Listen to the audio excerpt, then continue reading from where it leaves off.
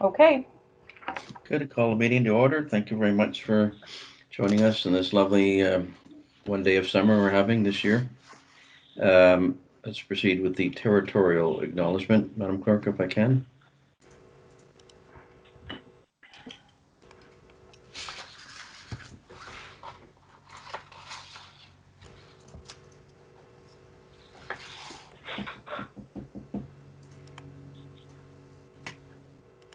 We'd like to begin our meeting by recognizing the First Nation, Métis, and Inuit peoples of Canada as traditional stewards of the land. The municipality is located within the boundary of Treaty 18, Region of 1818, which is the traditional land of the Anishinaabe, Haudenosaunee, and Wendat-Wyandotte peoples. Excellent. Thank you very much. Can we have, Madam Clerk, you call the roll for attendance, please? Certainly. When you hear your name, please just state that you're present. Carrie Eagleson. Present. Janet Finley. Present. Patrick Gourlay.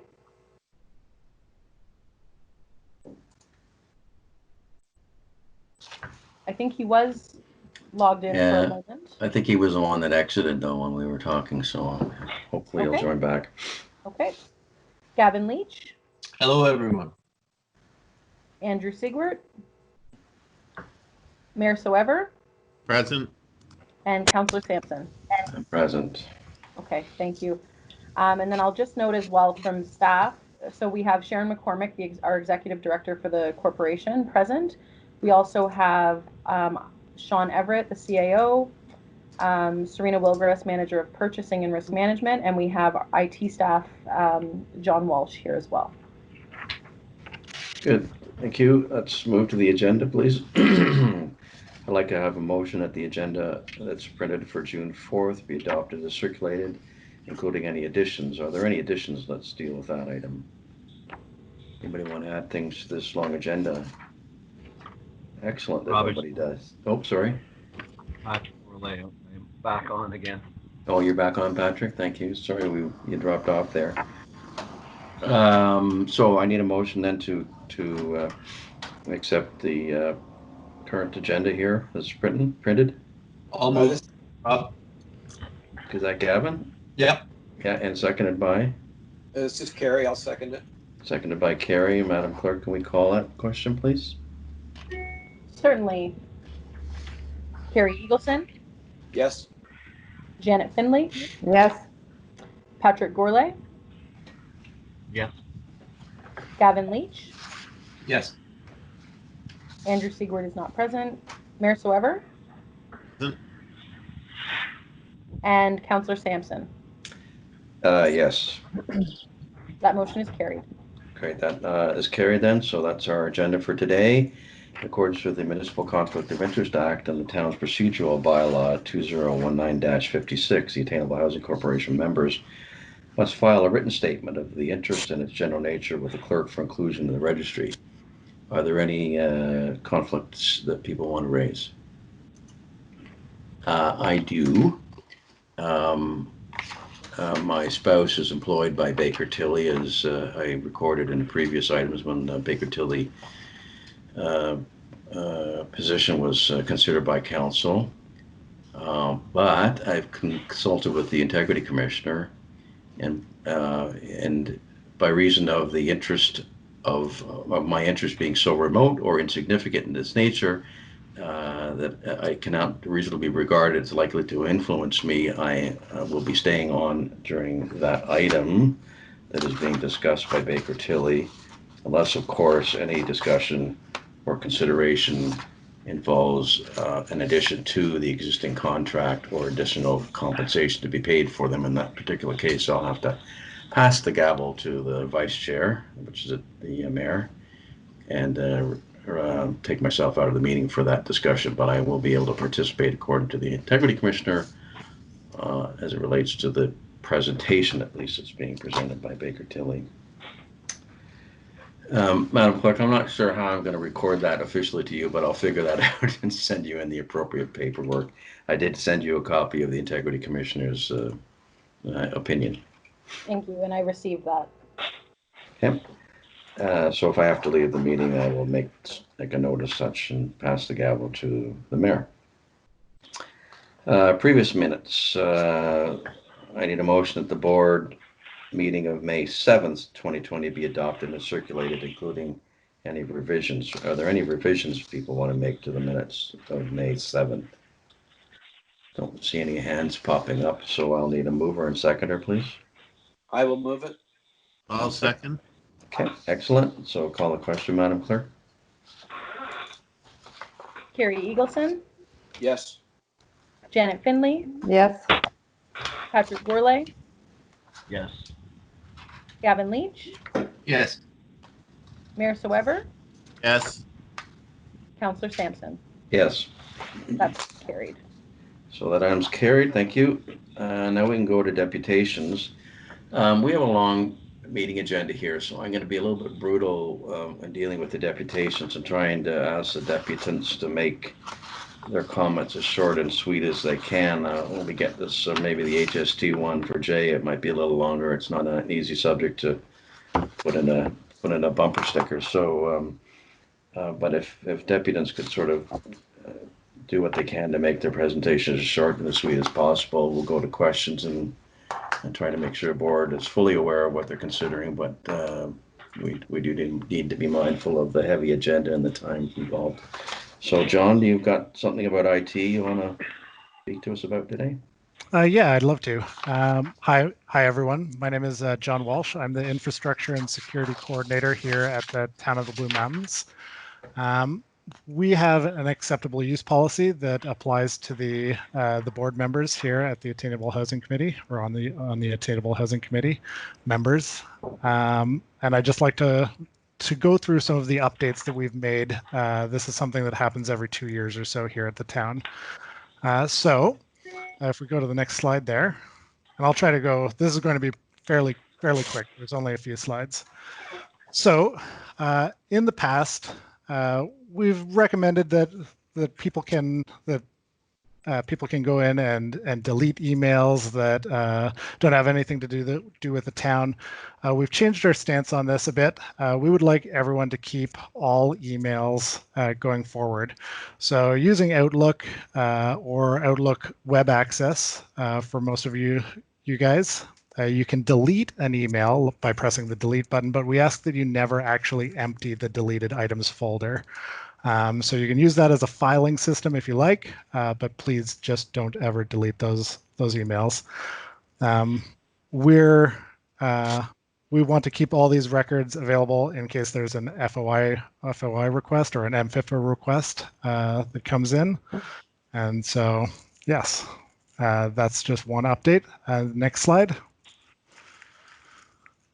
This doesn't apply to a lot of the board members, but for those of you who have smartphones, we do ask that if you're traveling out of country, that you make sure that IT is aware before you leave. This way we can add the appropriate plan and put that in place before you're out of country.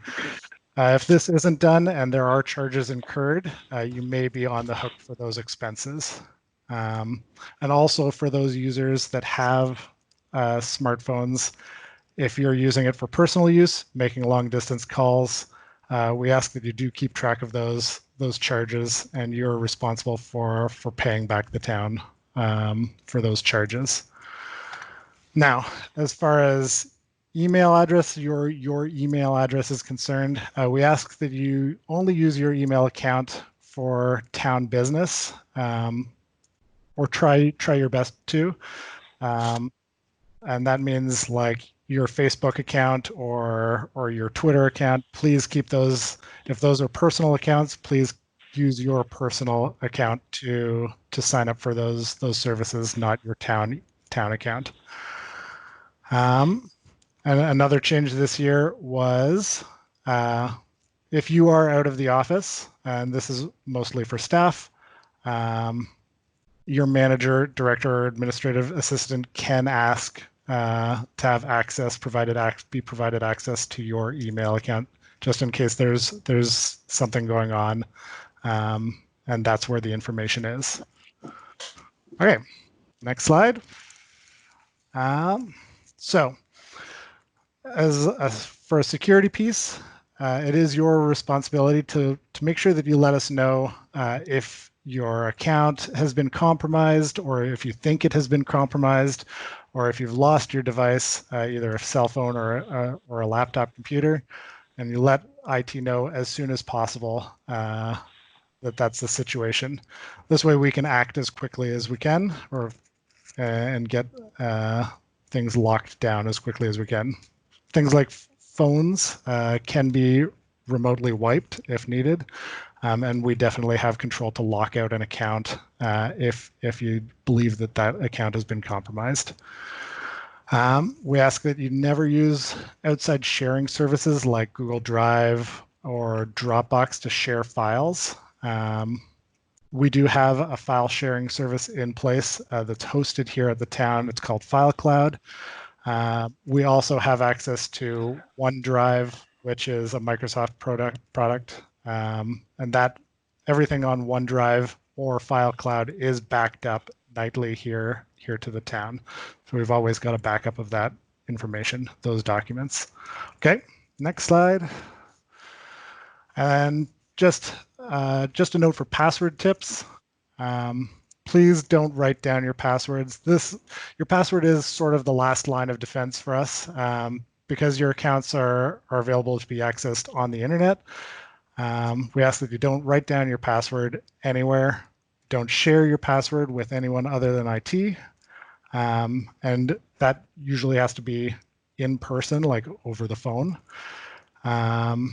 And please don't use your TBM password anywhere else. What happens is Facebook gets hacked, your password and account information are in that hack, and then they can use that password to get into your other accounts in other locations like ours.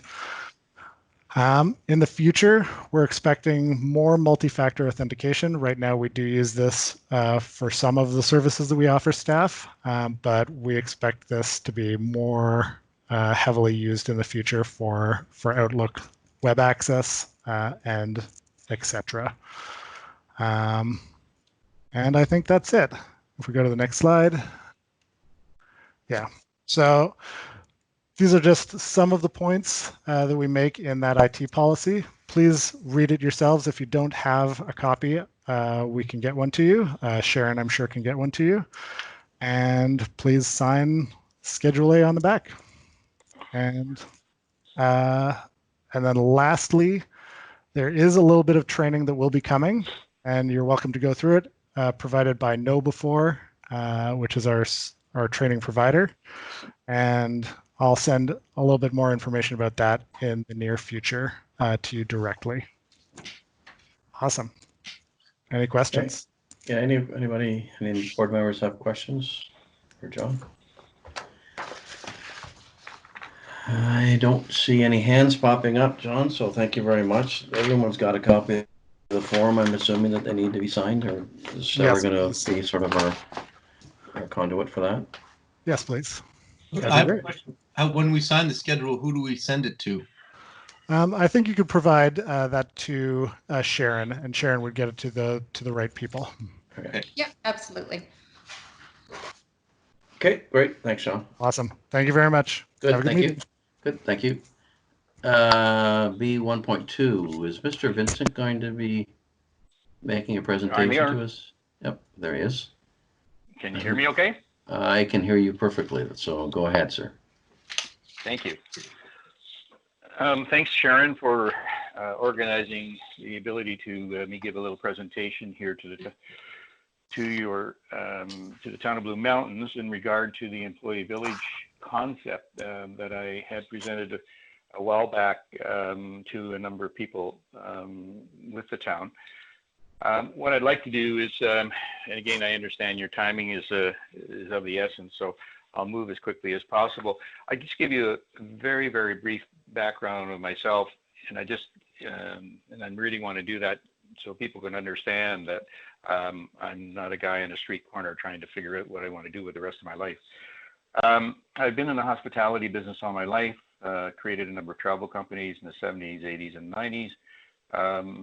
Developed corporate housing in Canada put a network together in 40 major cities around the world, Hong Kong, Paris, London, and what have you, so that when corporations were having people on training programs, short-term assignments, that type of thing, we were able to provide them with corporate housing, and had literally tens of thousands of corporate suites worldwide. Sold my business to an IPO in the States. Was president of the International Housing Division based in Washington, D.C. for a number of years. We had 410 hotels, 38,000 employees. I've been in construction and development business in Toronto, renovated and developed freestanding housing, built condominium buildings, built the first high-rise building in Yorkville, 40 College Street. Moved permanently up to Collingwood 12 years ago. I've been coming up, had houses here for 40 years. I bought the land, which is now presently housing Balmoral Village here in Collingwood, which is an adult age-in-place lifestyle village, the only one of its kind in Ontario. It's a $300 million plus project. It's almost complete, and we'll be building our condo, starting our construction this year in our condo and medical building. Member of the Town of Blue Mountain Foundation with Andrew Swickert. I started a committee called CACE, C-A-C-E, which is the Center for Arts, Culture, and Entertainment for Southern Georgian Bay. And we're looking at developing a fantastic performing arts center, 600-seat theater. This is what we would like to have, flexible theater with other venues. I'm a member of the Institute of Georgian Bay, etc. So my interest in attainable housing and employee housing came after attending a number of seminars and presentations on the crisis of employee housing in our region. It's systemic, and we need to address it right now. And the negative effects in our region, if we don't address attainable housing and employee housing, is going to be tremendous. Pardon me. I sent the slides and information, so I don't have that in front of me. I'm only on audio. But basically talking about what the presentation of the employee village concept is, that this is a rental project and it's an employee village. So it's a concept for, or you could put it under the attainable housing umbrella. Okay, but it's nothing like you're doing out on Highway 26 with the Foodland property and creating attainable housing. This is an employee village concept. And as we all know, I think that you do realize that the mountain is probably, it runs a deficit of 200 to 300 positions a year because they don't have the adequate housing for employees. Pardon me. So I created this concept in the plan to help alleviate the employee housing crisis in our region. The housing is on a modular basis. And believe it or not, I can actually, from getting a green flag to develop to a checkered flag in regard to having the housing in place, I can do it in 9 months. That's almost unheard of, but I know it can be done. I've sourced out the suppliers. I know it can be done. So basically, the plan overall was to create a public-private partnership with the Town of Blue Mountains. So we've created a site plan. We designed various types of accommodation. And the site plan, as you've seen the information which has been sent out, is on Gray Road, County 19. It's about a 10-acre plot that the town owns right now. It's offset behind some residences right now. So it's a very unique site from the standpoint of developing this concept, and it would go extremely well because you're not impacting on other areas right now. And what we were looking at doing was, what we proposed is that we would have dormitory style accommodation. We would have 4-story apartment buildings with the units would be, generally speaking, between 500 and 600 square feet. We would have tiny independent housing also. So we can accommodate in this design up to 400 employees, from entry-level employees to singles to young families, etc. We provide parking, public spaces. We have the public bus runs along Gray Road 19, which can take people obviously up to the village, into Thornbury, etc. But this flexible housing offers accommodation and consideration of a variety of budgets and market needs. My company, Global Hospitality, I've already put together the program where we would finance the project, which is estimated at about $40 million. So it's a significant investment from my perspective if the town is interested in doing something. I would look to the town on a lease for this project with an offer to purchase the project in 15 years. And then there are a number of considerations which I've outlined to the town in regard to things that you need to take a look at if there's an interest in this public-private partnership, and looking at land use applications, is ownership of the lands, the site plan applications, servicing costs, site preparedness, landscaping, DCs, which are obviously have to be looked at, operating costs, etc. So all of these things, which I've outlined, are things that the town needs to do, no matter what they do with whoever developer they do it, and whatever attainable housing project that they want to take a look at. And I know I've had conversations with Sharon. I know that she understands all of that, and obviously is taking a look at how she can incorporate that with you. I sat down and had meetings with the stakeholders. I sat down with Dan Skelton and his group with the Blue Mountain. I've sat down with Stacy Manning before she moved to her new position, but with the Westin Hotel. I've sat down with the Blue Mountain Village retailers. Everyone supports the plan that I proposed. Everybody was excited about the plan. Everybody knew that it's needed, and we're happy that if this thing could happen. And the project would be managed by Blue Mountain, and they would provide all the services and transportation to and from the village, etc. So from a background perspective, I first put this plan together and met with Michael Benner in June of 2018. So you can do the math. It's 2 years ago. I sat down with Benner. I also sat down with John McGee, who was a counselor at the time. I met with Sean Everett in September 2018. I met with Rob Sampson and Mayor Heller on January 22nd, 2019, at which Rob suggested that I make a presentation to the Attainable Housing Board, of which I guess I'm doing now.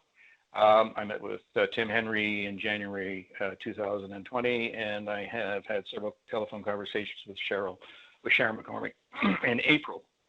So it's taken virtually 2 years to get to the situation of giving a presentation to the town of Blue Mountain. I'll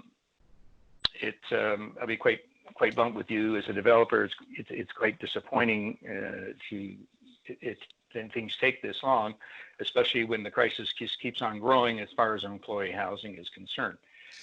So the plan is there, the site plan is there, the types of housing is there. I'm willing to sit down with the town and work hard at putting together all of the parameters that are needed to take this to the next step. I'm willing to invest $40 million, which is no chump change. It shows you my sincerity. I would like to work with the town. But I have said this in my last meeting, and I asked Rob and Mayor Eller, number one, that they hadn't seen any presentation like this before. They liked what they saw. But I also said, I'm not going to wait around for, 2 or 3 years while the town gets its act together to figure out what they want to do. All of the councillors on the town, when you were going and running for election, you all talked about attainable housing and employee housing. And I know that you're working hard on the food land concept and area concept, and you've got a lot on your plate.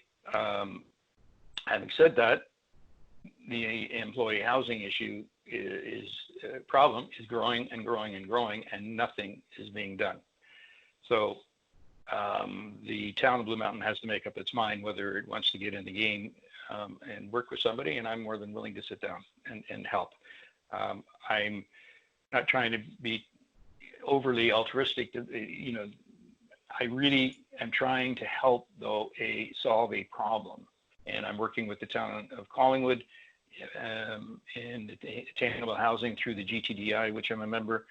And we are coming up with a variety of concepts here, which probably some of the things that you've looked at or may be looking at in the future. So my questions basically are, what is the town's challenge with, sort of solving the consideration of a public private partnership. And then talking to, say, the social, economic, environmental, or sustainable concerns, trying to understand what they may be. And it may be throwing that question out right now is a little bit too much for this particular conversation, and maybe, maybe it's a next step. But those are some of the questions that I have, and I'm kind of disappointed it's taken this long. I also understand that, you've been putting together this Attainable Housing Corporation and, looking to hire somebody like Sharon McCormick and what have you. So, you've got the legs now. Do you want to put together a private-public partnership that works? And I guess I'll end my presentation with that question. Great, thank you very much. And does anybody have any comments or questions before we consider how to deal with this item? Alar's got his hand up. Yes, thank you for that presentation, and the concept is interesting, and private-public partnerships are of interest, but they got to work for both sides. And I guess a part of the proposal that concerns me is we're putting up a lot of money up front. You're putting up a lot of money up front. But then part of that is an option for you to be able to buy the property in 15 years. The town here, the town as here as concerned that we don't have a very large land base, and certainly giving an option on the property in 15 years. Well, first, it's probably a very lucrative financial inducement. And, the other thing is just the principle of, disposing of our land base bit by bit is very concerning. So, is that a key part of your proposal, or is there flexibility on having the option to buy that piece of land in 15 years?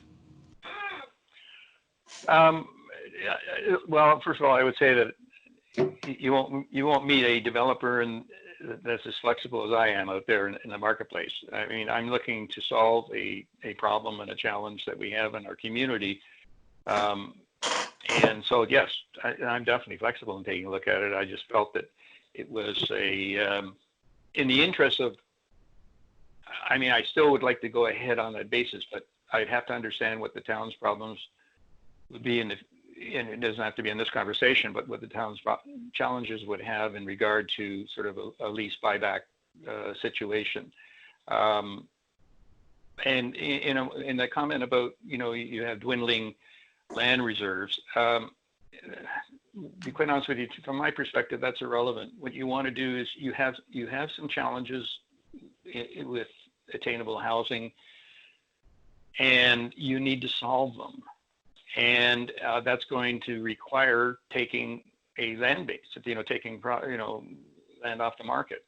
But you're solving a problem, so it's definitely going to dwindle. But it's solving a problem. So if it does it, and it's making it, in a public-private partnership, it has to be win-win. Or it ain't going to work. My English teacher would wrap me over the knuckles by using the word ain't. But so I, definitely I'm there. I'd be more than willing to talk about it and see what formula would work for us. But the town, as I explained to Sharon, and also I guess at my earlier meetings, the town, in order to, even if you were going to go out and do some RFPs, unless when you have to decide on what you're going to do with the DCs and sites and in this public-private partnership, or anybody that's submitting, a response to an RFP is dealing with, one hand tied behind their back, because the town hasn't told the developing community out there what they're willing to do in a private-public partnership. And you've got to be transparent as much as, the development community has to be as transparent with you. It's the only way it's going to work. Well, and thank you for that. I think that as far as the land base, I know we'll have to use it, but, in 15 or 20 or 30 years, some of these buildings will be obsolete and we may have other needs. And by, really, using it or eventually going on the road to disposal is quite different. I mean, there's, when you look at, a long-term lease versus, with an option to buy it at the end, that's where I have a concern is that, in 50 years, I don't know what we'll need that land for. Maybe everything gets demolished and it becomes a park because, we need parkland, or maybe we need a medical center or whatever we need, at that point in time. Then, certainly having land that, can be reutilized. Maybe we don't need housing in 50 years. I don't know what we're going to need. And so, it's just nice to have the flexibility. Well, I'll say that, I mean, number one is you have the challenge of employee housing. So you've got to build it somewhere. Where are you going to start? Okay, and the reason that this site is good, I think, for employee housing and why I like it is that it's off the road, it's behind residential. So, it's not like you've got to have, frontage and on Grade Road 19 and signage and all the rest of the stuff. It could be very, very private. So, I mean, from the standpoint of the lease option to buy and that type of thing, it just has to make sense from an economic standpoint for me as a developer. But having said that, one of the things that was attractive, I thought, in my proposal, and I didn't mention it when I went through it, is that everything would be slab on grade.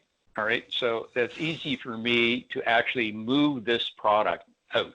So if the lease term is reasonable from my perspective, in regard to the term, and I can turn around and I can move that out, and therefore the land, you'd be able to reposition it for something else in the future.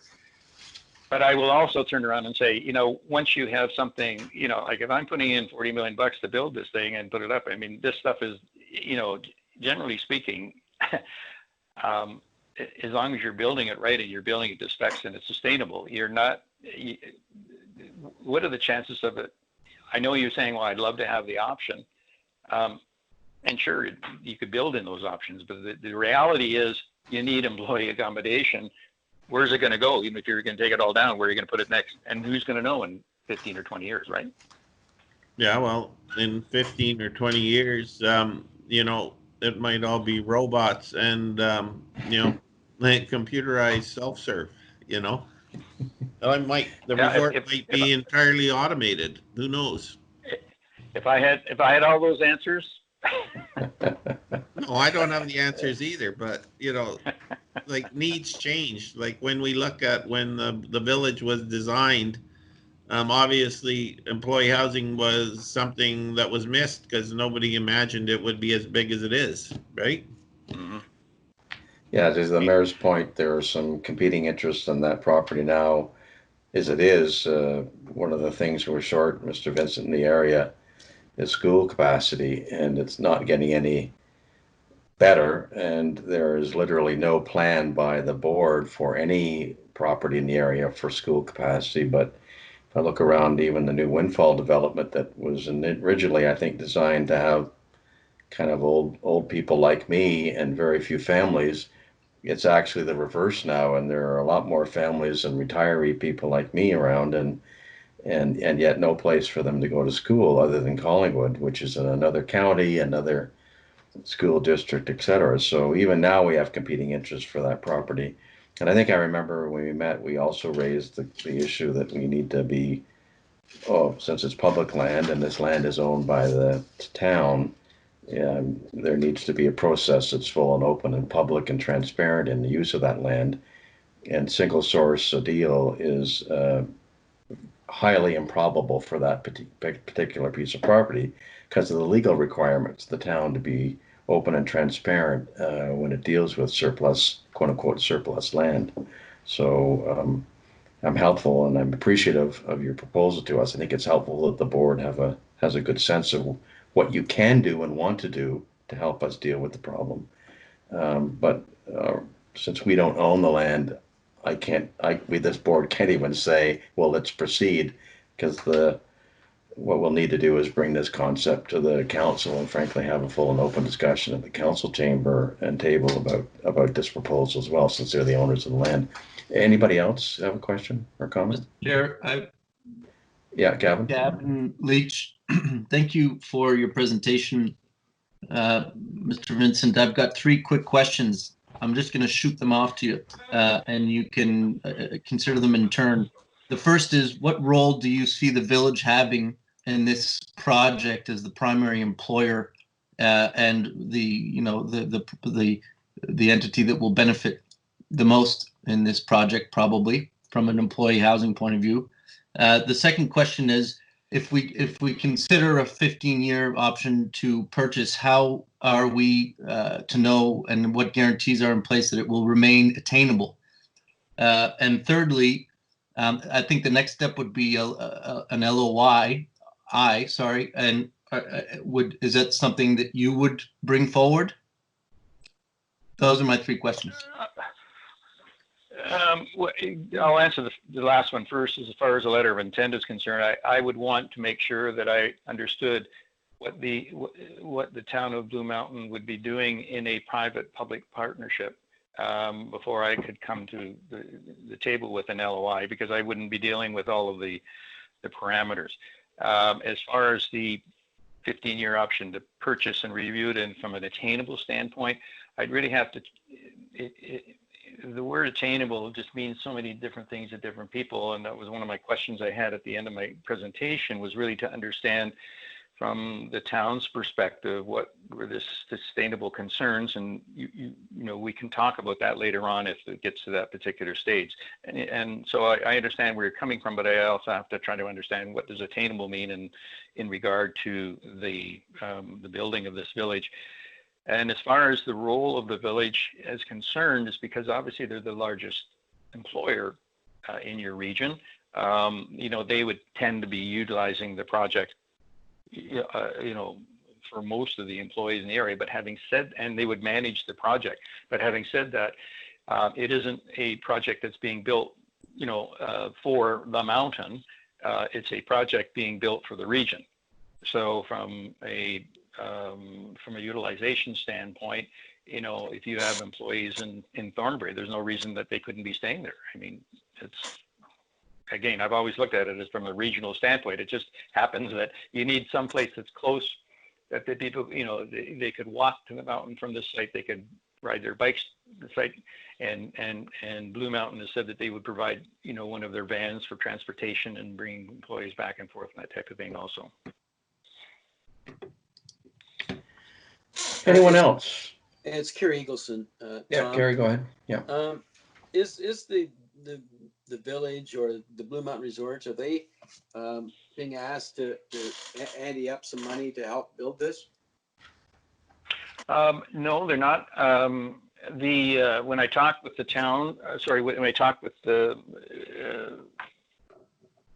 mountain, they subsidize accommodation to a certain degree on a monthly basis for employees, and just deduct it from their salary. And what I asked for is just a similar commitment from the village, from the Blue Mountain, is that they would in turn just continue the same thing. So that's all. But there's not. It has nothing to do in regard to any financial commitment to build this project. Did they give you any talk about commitment to take so many units?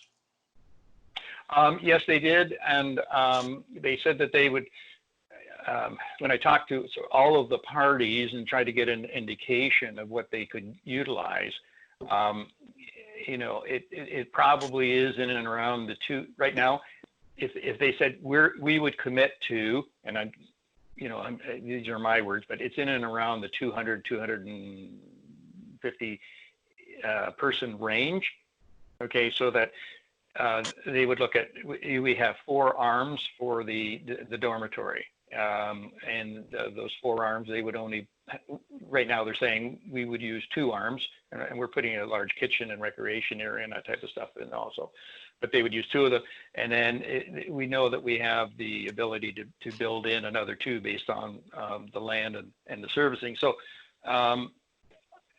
but from my perspective as a developer, and looking at their long-term plans, and and I shouldn't even say long-term, in case of like their 5-year plan and what have you.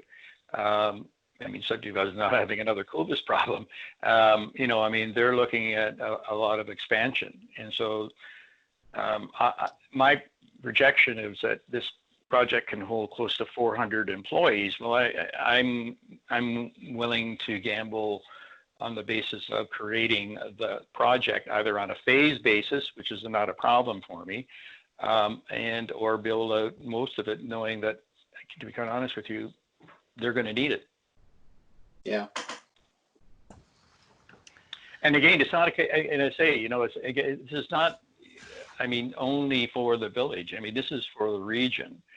You know, and you've got bus transportation now, you know, from the town of Blue Mountain into Collingwood, into Thornbury, Meaford, and what have you. So I mean, just saying is that the transportation is there now, so that, you know, again, young people who are working in other areas of the region would be able to utilize this accommodation in the village.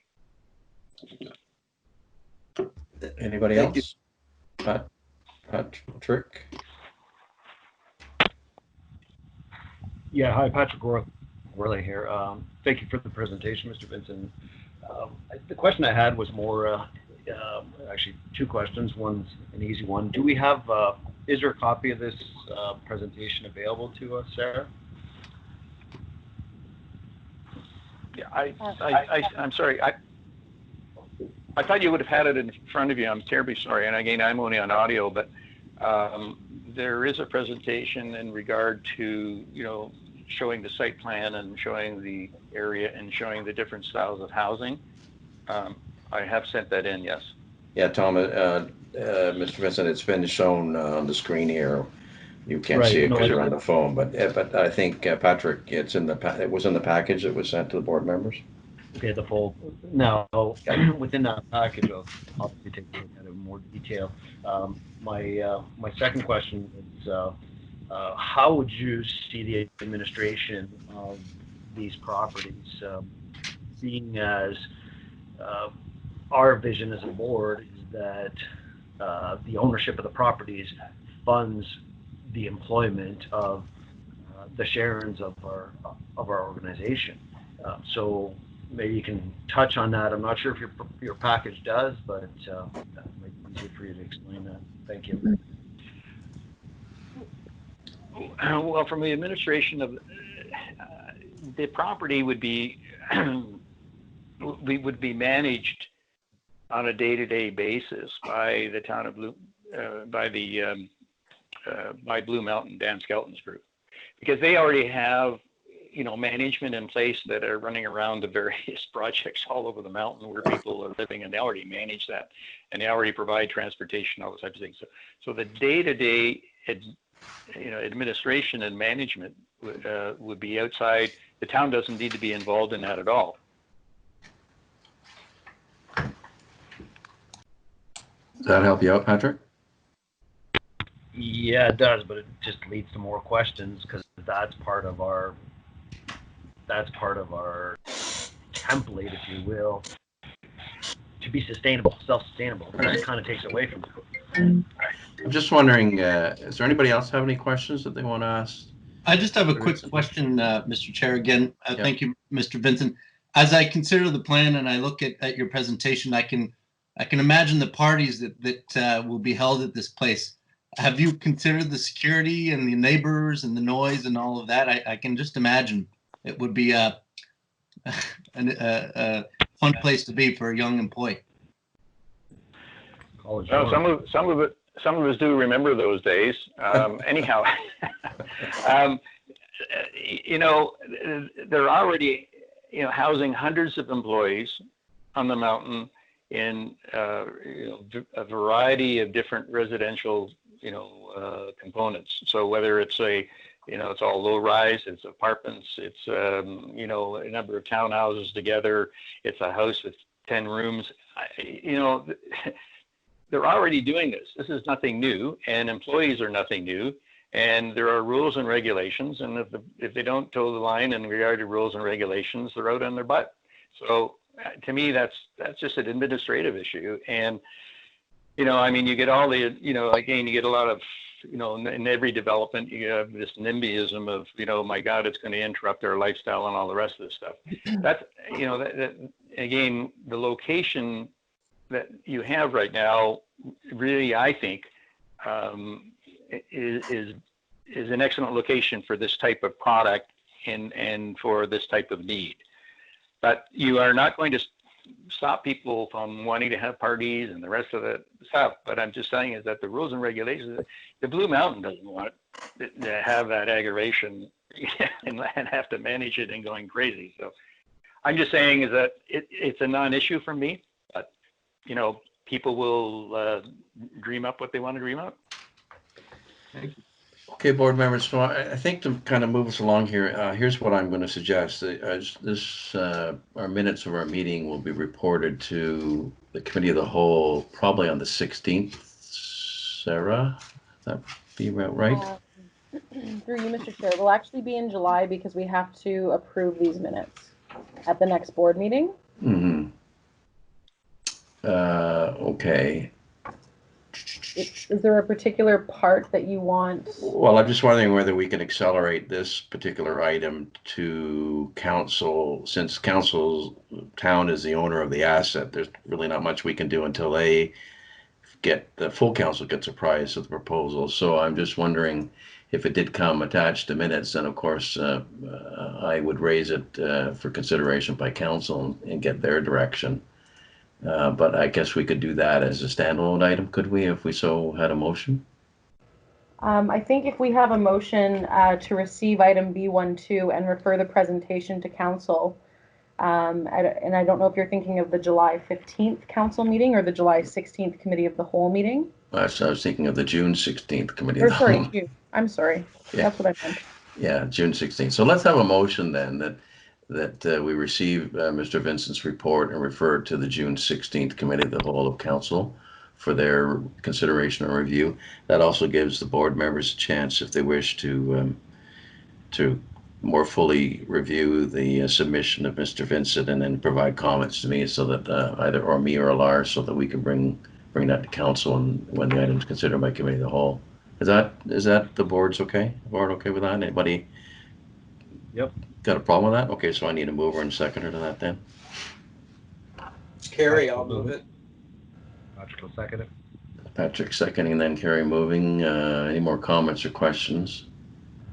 Hearing none, Madam Chair. Oh, sorry, go ahead. Tom? Sorry, it's Tom Vincent here. I guess the last comment I would make, I now that I've we've started this discussion, I think that if the board can go back and take a look at, what I proposed there, and obviously everybody's going to have a ton of questions, but, if we send them to Sharon and I can start working on the answers, to the questions, it's going to obviously help you out in regard to any presentation to the town board. Yeah, that's a good idea. And then Sharon would obviously be attending the virtually, at least the maybe cow meeting on the 16th, and would be able to bring those answers and comments back to Committee of the Whole. That's a good idea. Anything else? Yeah, anybody else? Madam Chair, can I call a question then, please? Thank you. Carrie Eagleson? Yes. Janet Finley? Yes. Patrick Gourlay? Yes. Gavin Leach? Yes. Mayor Soever? Yes. And Councillor Sampson. Yes. Motion is carried. Great, that's carried. Thank you very much, Mr. Vincent. We will probably hear this again, more news about this at the Committee of the Whole, and thank you very much. Thank you. Okay. Thank you. Have a good day. Yeah, thank you. Item B 1.3, Sharon, the results of the community consultation on the Thomas Vincent is now exiting. On the high level drawings that we had done. Sorry, I didn't know, Nathan, whether you wanted to comment on that item as well, but I think you'll have a chance at the Committee of the Whole on the 16th, maybe. Not a problem, Mr. Chair. I could see maybe you were at the edge of your chair, but we do have to move along. But I deferred to you. Yeah. Was that you always defer to me? Can I get that on record? Good luck. Just kidding. Um, so Sharon, Okay. we're finished kibitzing here. Okay, all right. So this item is to bring back to you a report, a presentation on the community consultation. That was the direction from the April 21st board meeting, in which we presented concept plans for the Gateway site and also presented the financial model summary for each of the three primary concepts. The request from the board at that time was to go out and seek public input to those concept designs and for the purposes of collecting information around the scale and massing and site features and sustainability, and give an opportunity for the public to weigh in about their priorities and collect their opinions and thoughts as it relates to the scale and massing. This is for sure an important issue in front of the board. You know, I don't want to understate that. The intent of preparing the concept plans and getting the public feedback ultimately is to inform our procurement process for hiring a design builder. And the timing for that is most certainly coming up very quickly. Our hope is to have that out for the end of the month, and we'll be talking about that later in the board agenda. What is important, I think, in going out for that procurement process is that we're able to give proponents in considering that RFP clear direction about what our expectations are for the site as it relates to design, also as it relates to density. That will help to shape proposals in a way that they can cater for those expectations if the guidance is in fact clear for them. And also to provide some confidence to our prospective building partner, not only with respect to what we want, but where planning amendments such as a zoning bylaw amendment and or an official plan amendment may be required, to give confidence to them, given the length of time that those amendments would require, that BMAHC is in fact prepared and is confidently going through those processes.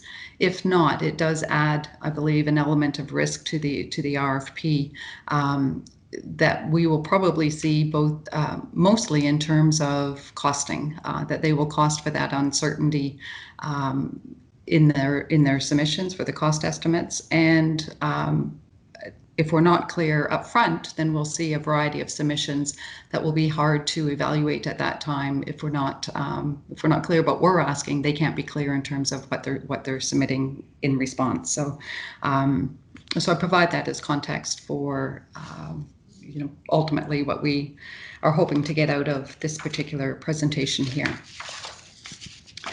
Okay, so next slide, Sarah, if you don't mind.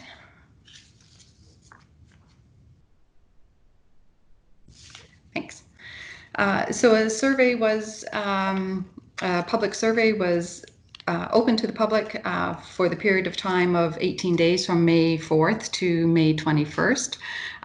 We did our best to channel people to complete the survey on a platform called Bang the Table, which was very beneficial, as you can see from the numbers there, in terms of being able to consolidate the qualitative as well as the quantitative feedback that we received.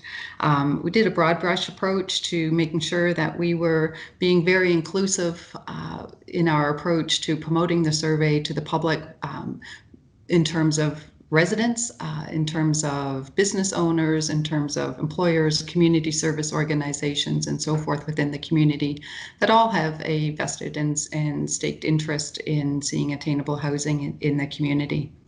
I'm very pleased with the results. We got 305 responses in total. 293 of those came through Bang the Table, and the other ones were ones that that mostly contacted me directly, either by phone or by email, and I've included their results of their survey as well. Oh, am I still on? Yep. Yeah, okay. Sorry, I got a message saying I got a warning. Rob, are you going to cut me off here? So I think to the goals of our public survey, we certainly got very good quality feedback that I believe will assist this board in making decisions around about the density and the site layout and the design criteria. We certainly increased awareness about the Attainable Housing project and our program in itself, which I think is important as we move through these next several months. And I think for the public that we were able to demonstrate our commitment to community consultation. This may be the first, but it's not going to be the last. There'll be several more steps in the process throughout the procurement and the hiring of our design builder and thereafter, where we will be touching base again to solicit further input as we go through this process. So I'd like to share the results with you now. The next few slides are just a reminder about the site layouts that were provided. So again, these were presented back in April. They're presented as part of the survey themselves. And the first question that was asked was for people to respond to the question about looking at the layouts. What are their suggestions with respect to the building orientation and the building location?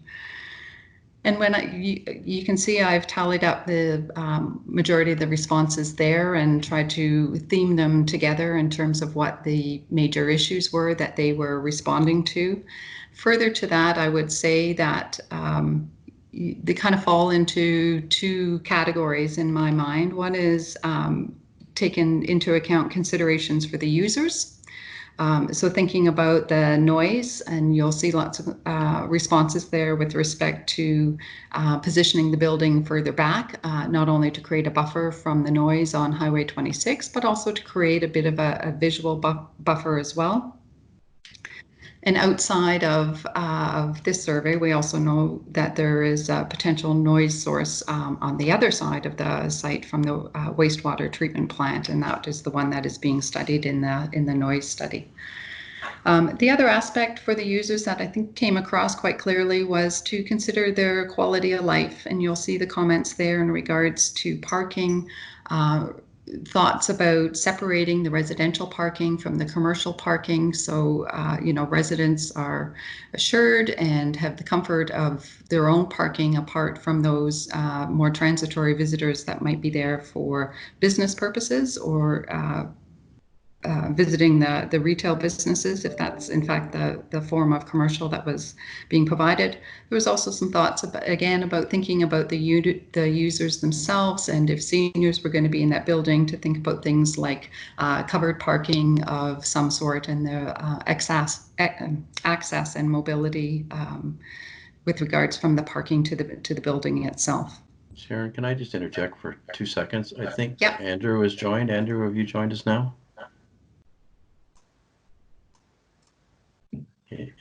Hello, Andrew. I saw Andrew pop up. Sorry, I was muted. I'm here. Okay, good. So, if Sarah, you could note that. Thank you. Sorry, Sharon, you can continue. Okay. Welcome, Andrew. The other consideration, in addition to the users, that I think many of these responses kind of speak to, is to also consider this building in this location with respect to its broader context. So what is the impact of this development going to have? And you'll see a couple of comments there with respect to the impact on traffic on King Street, suggestion that the access should in fact be off Gray Street as opposed to on Highway 26.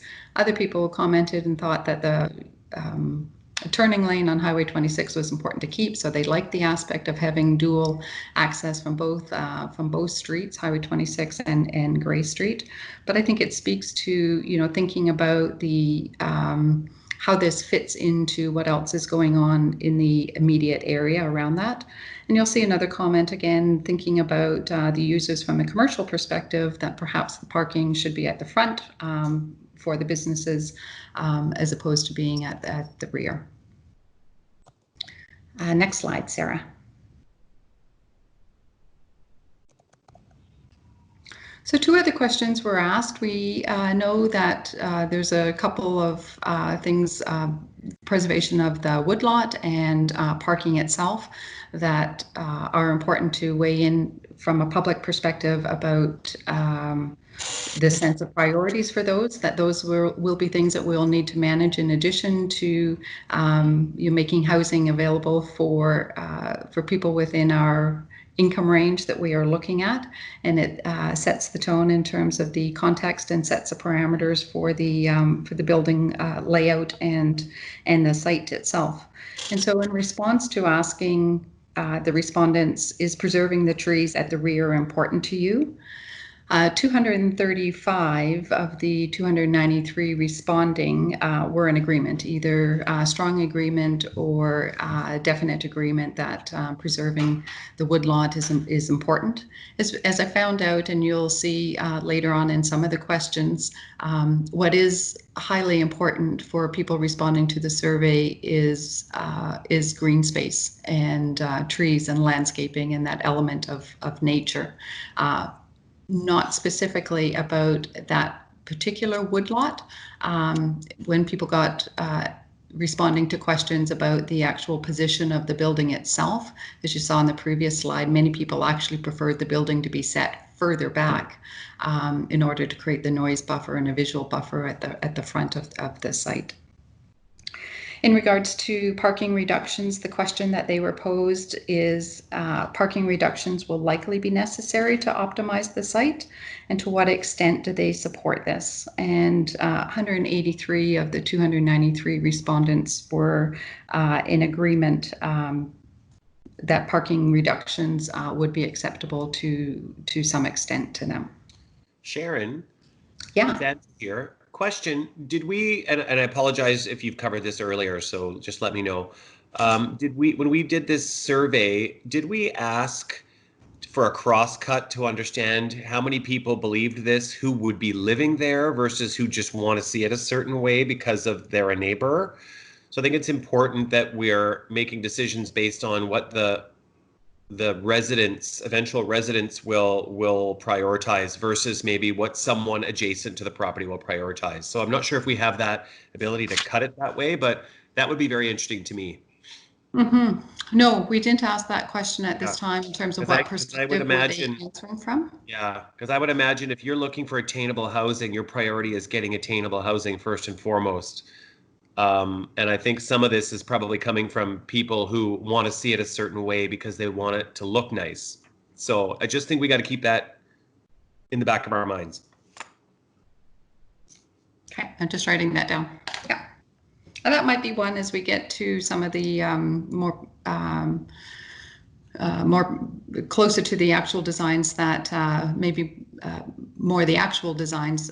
That question can certainly be asked, Andrew, at that time as well. Yeah. Next slide, please, Sarah. And so again, looking at those site plans that they had before them, they were asked whether or not what their preference was.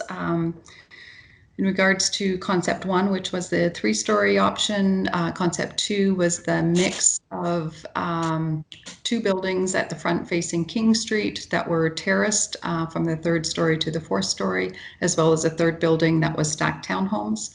And concept 3, just as a refresher for you, was the 5-story option. It was one contiguous building that bridged over the driveway coming off of Highway 26. And was also a terrace building that was terraced from the 3rd story to the 4th story, then to the 5th story. So I've broken this down a little bit, but very broadly, just in terms of some of the most preferred aspects that seem to be guiding people's decisions about which concept plan they were considering to be their preference. Those responding to concept 1, the response most highly was that the structure needed to be set further back because of noise being one issue, to also incorporate green space at the front of the site as opposed to necessarily at the back of the site, although there certainly is an interest in having green space intermixed throughout the site. And also for consideration for the users that safety was a concern with having the building too close to Highway 26. They're concerned about children being close to the road. So having the building set further back would give them a little bit of a buffer room to kind of move before they got to the sidewalk.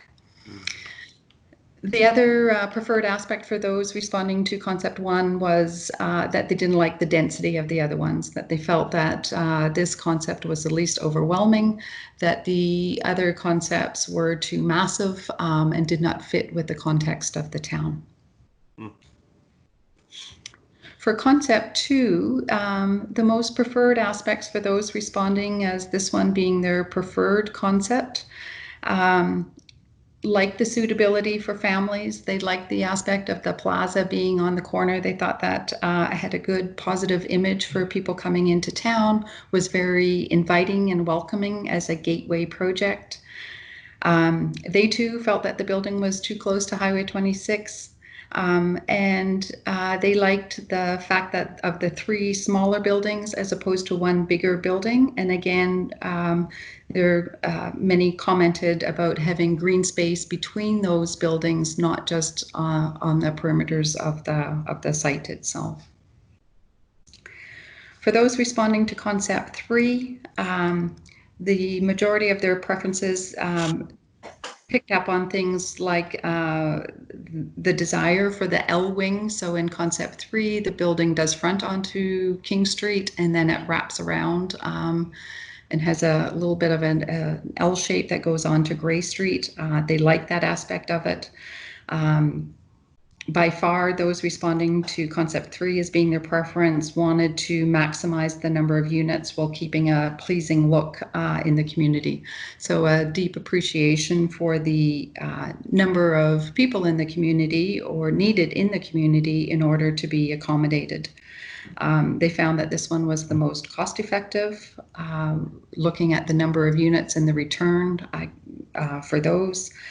They also commented too about still having a need for green space, and in that they found that the higher the building would mean that it would be a tighter footprint, and that would leave more room on the rest of the site for to be able to accommodate other uses such as recreational uses, for example. And just lastly, on concept 3, another theme that came through there, people reporting as this being their preference, was about sustainability, that this offered more foresight in anticipation for what not only what the need is now, but what the growing need may be for the town. And they commented about the sustainability with respect to reducing sprawl in other areas of the town. So having more housing available per site would mean that it wouldn't need to be spread out quite so far amongst the town. So I then, on the next slide, Sarah,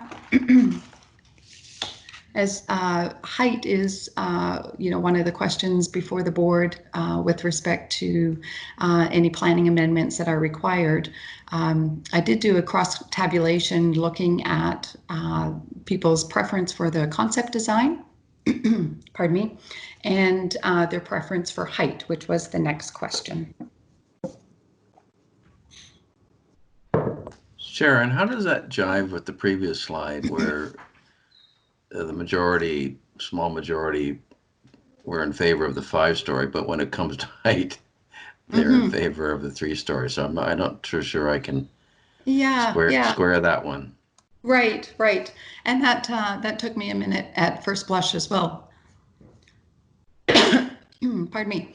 And the reason for that is those other characteristics that I was just describing. So when they're choosing their preference for a concept, it's not solely based on height. So there were many other factors that they were taking into account, such as the location of the parking, the kind of built form, the amount of green space that was there, the size of the buildings were other ones. So that's why I wanted to give you a snapshot for what their primary responses were like, just solely on the concept design themselves. Okay. And then to tease out this piece specifically on building height. I know for us, when we kind of look at those concepts, and I guess even as I hear myself kind of describing them, I usually describe them by height, but there are many other features in those concept plans that thankfully people, tuned into other than the height itself. Well, I think it gives us a good direction and narrative on how to describe these in the next phase. So, a concept that is sustainable for the future,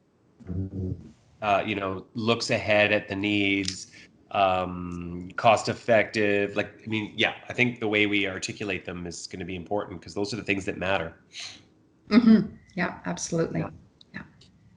One of the things that I saw with this was that there was really no one clear definition of what the height people were looking for. In other words, it was fairly evenly split between the three different heights, right? So to me, I think that is fairly positive. If everybody said it was only a 3-story, then we have a bigger challenge. But this seems to be fairly evenly split. Yeah, it is. And in terms of height, so I'll just delve a little bit in here about the building height. And Sarah, on the next slide. So for those people responding as concept 1 as being their preference, here you see a breakdown of how they also responded with respect to their preference for building height. So in this case, for concept 1, certainly the majority of the people that like concept 1 preferred the 3-story building height to go along with it. And you can see there the reasons why they felt that it fit within the rest of the town, that the town does not have any, if they do, very few buildings greater than 3 stories. They feel, for a small number, but for some of them, it is about, the rules that are already in place and an acknowledgement of the process that took place in order to put those rules in place with respect to the official plan. So recognizing that extensive community consultation happened as part of that process, and the public had weighed in on that and the rules were set. Many other ones too also just found the lower density to be more pleasing to their eye. They felt that the higher stories were a little bit more overwhelming. But interesting to note that this feedback has nothing to do with providing attainable housing for as many people as possible. So, it would have been nice to have seen a point in here where everyone said, and I think that's a great livable environment for people who are living in attainable housing, but it's not about that. This is about how people think how it looks, right? So I think that's something it stands out to me. Yeah, I'd have to say in response to that, Andrew, that's not the sense that I got in going through the responses. It's not that people responding to concept 1 felt, I didn't see any responses saying that they didn't feel that there was a need for attainable housing. Sure. Yeah. So the next. For sure that, but I would have loved to have seen in the advocates for the 3-story make a case for why it benefits attainable housing. That's not here. That's just, I think it's instructive for us as we evaluate. I see. Next slide, Sarah. Sharon, I'm going to put a time limit on you here. Yeah. Okay, I'm going to speed up.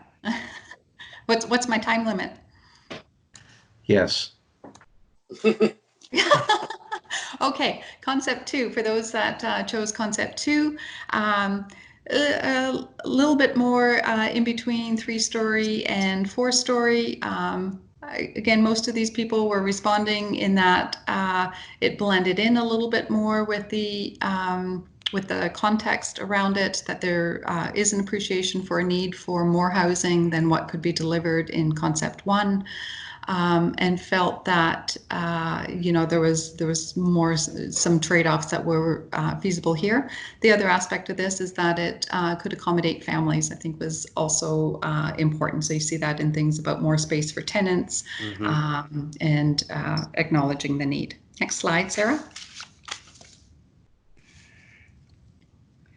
So for concept 3, for sure, Andrew, to your point, these are the people that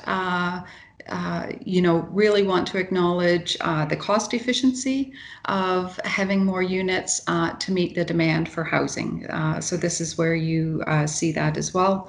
And again, that issue about sprawl and the recognition that they felt that intensification was appropriate at this particular location. Yeah. That's Next what slide. I was looking for. That's good. Yeah. you can go through the, so the 5 renderings were provided. So the 3 for the sites that, or 3 for the concepts that we had provided. And then we also gave them 2 other images of other developments, just because ours had a similar look and feel to them. And so we wanted them to also look at, other buildings and see what they found in terms of those features. So the next slide, Sarah.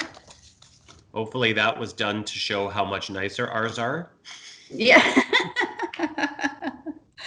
Well, you'll see here that the majority of people responding to this question for sure like the look and feel of the concept plans that we had done. They felt that that was the vibe that was reflected in the community. It looked like others in the town. And what they were particularly responding to was, the peaked roofs, the reliefs, the mixture of materials, the texture, those types of things. I do have to say, there was, a number of people, 22 responses in particular, that would have preferred, 22 plus a 15 that specifically said they liked the Southampton Chantry and that they preferred a more modern look. They felt something more like what Town Hall was more reflective of downtown and less like the chalet kind of resort type feel, that they were making a distinction between those 2 geographical areas. Now you got the mayor going if you want to build another town hall. Oh, I don't want to build I another can't see town him. hall. I think he's chuckling, but he won't put his mic No, on. I'm here. I'm here, Go ahead. but Go ahead. Yeah. Sharon. yes. So we're going for the Taj Mahal look, are we? No. No. Go ahead. I think- shouldn't have interjected. I knew that would have gotten him going. Go ahead, Sharon. Yeah, you're chewing up my time. So next slide, Sarah. So with respect to sustainability, so the question that was posed to them is, what sustainability features do you feel should be a priority of attainable housing on this site? And so you can see the nature of their responses there. Again, what I find interesting about this is, it kind of breaks into a couple of categories where people responding with suggestions that relate to the construction of the building itself. So the types of materials, the types of HVAC systems that are going in and so forth. There were some responses with respect to the operations, both in terms of, I guess, being a property manager for it, but also the cost of living for the tenants that are in there and being cost effective for them going forward. The other third element I see in this sustainability is that a sustainable lifestyle should also be encouraged for the tenants that are living there.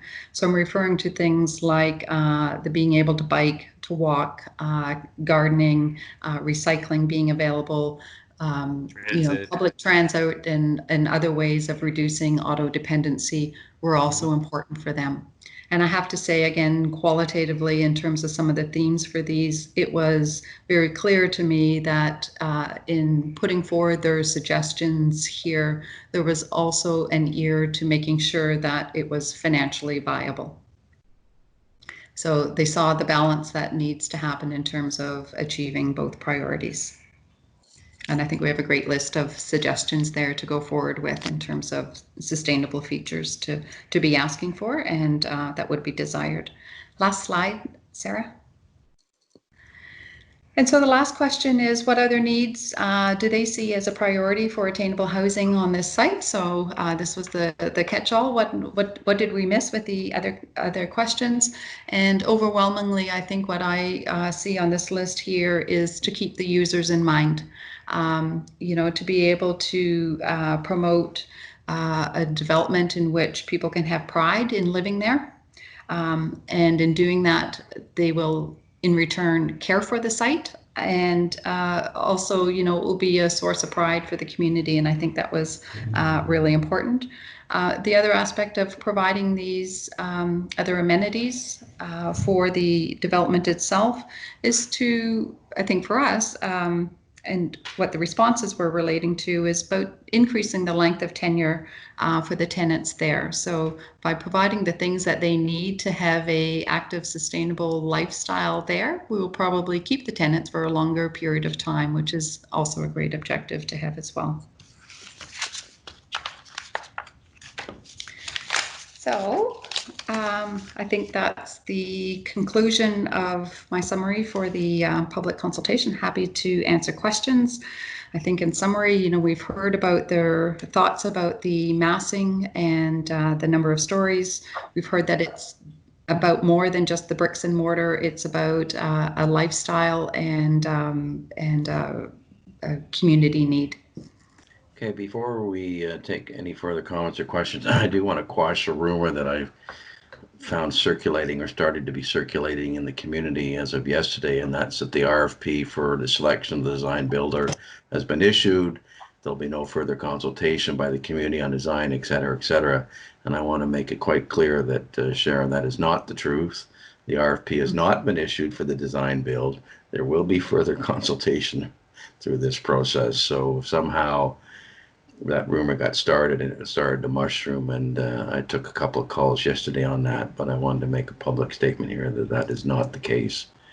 It's strange how these rumors get started, but the best I think we can do is to try to snuff them out as soon as possible. So having said that,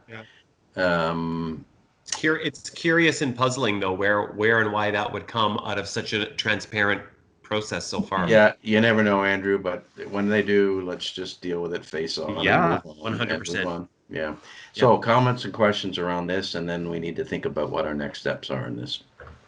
So I see Janet's hand up. Oh, she's playing by the rules. Thank you, Janet. You're the only one to do that, other than Nalar. I'm just learning. No, you got it down pat. I'm just wondering, is there a thought at the board of whether or not we feel enough information is here now to make the recommendation that we have before us, or do we feel we need a little bit more consultation with the public, given the fact that some of the survey results are a little bit contradictory?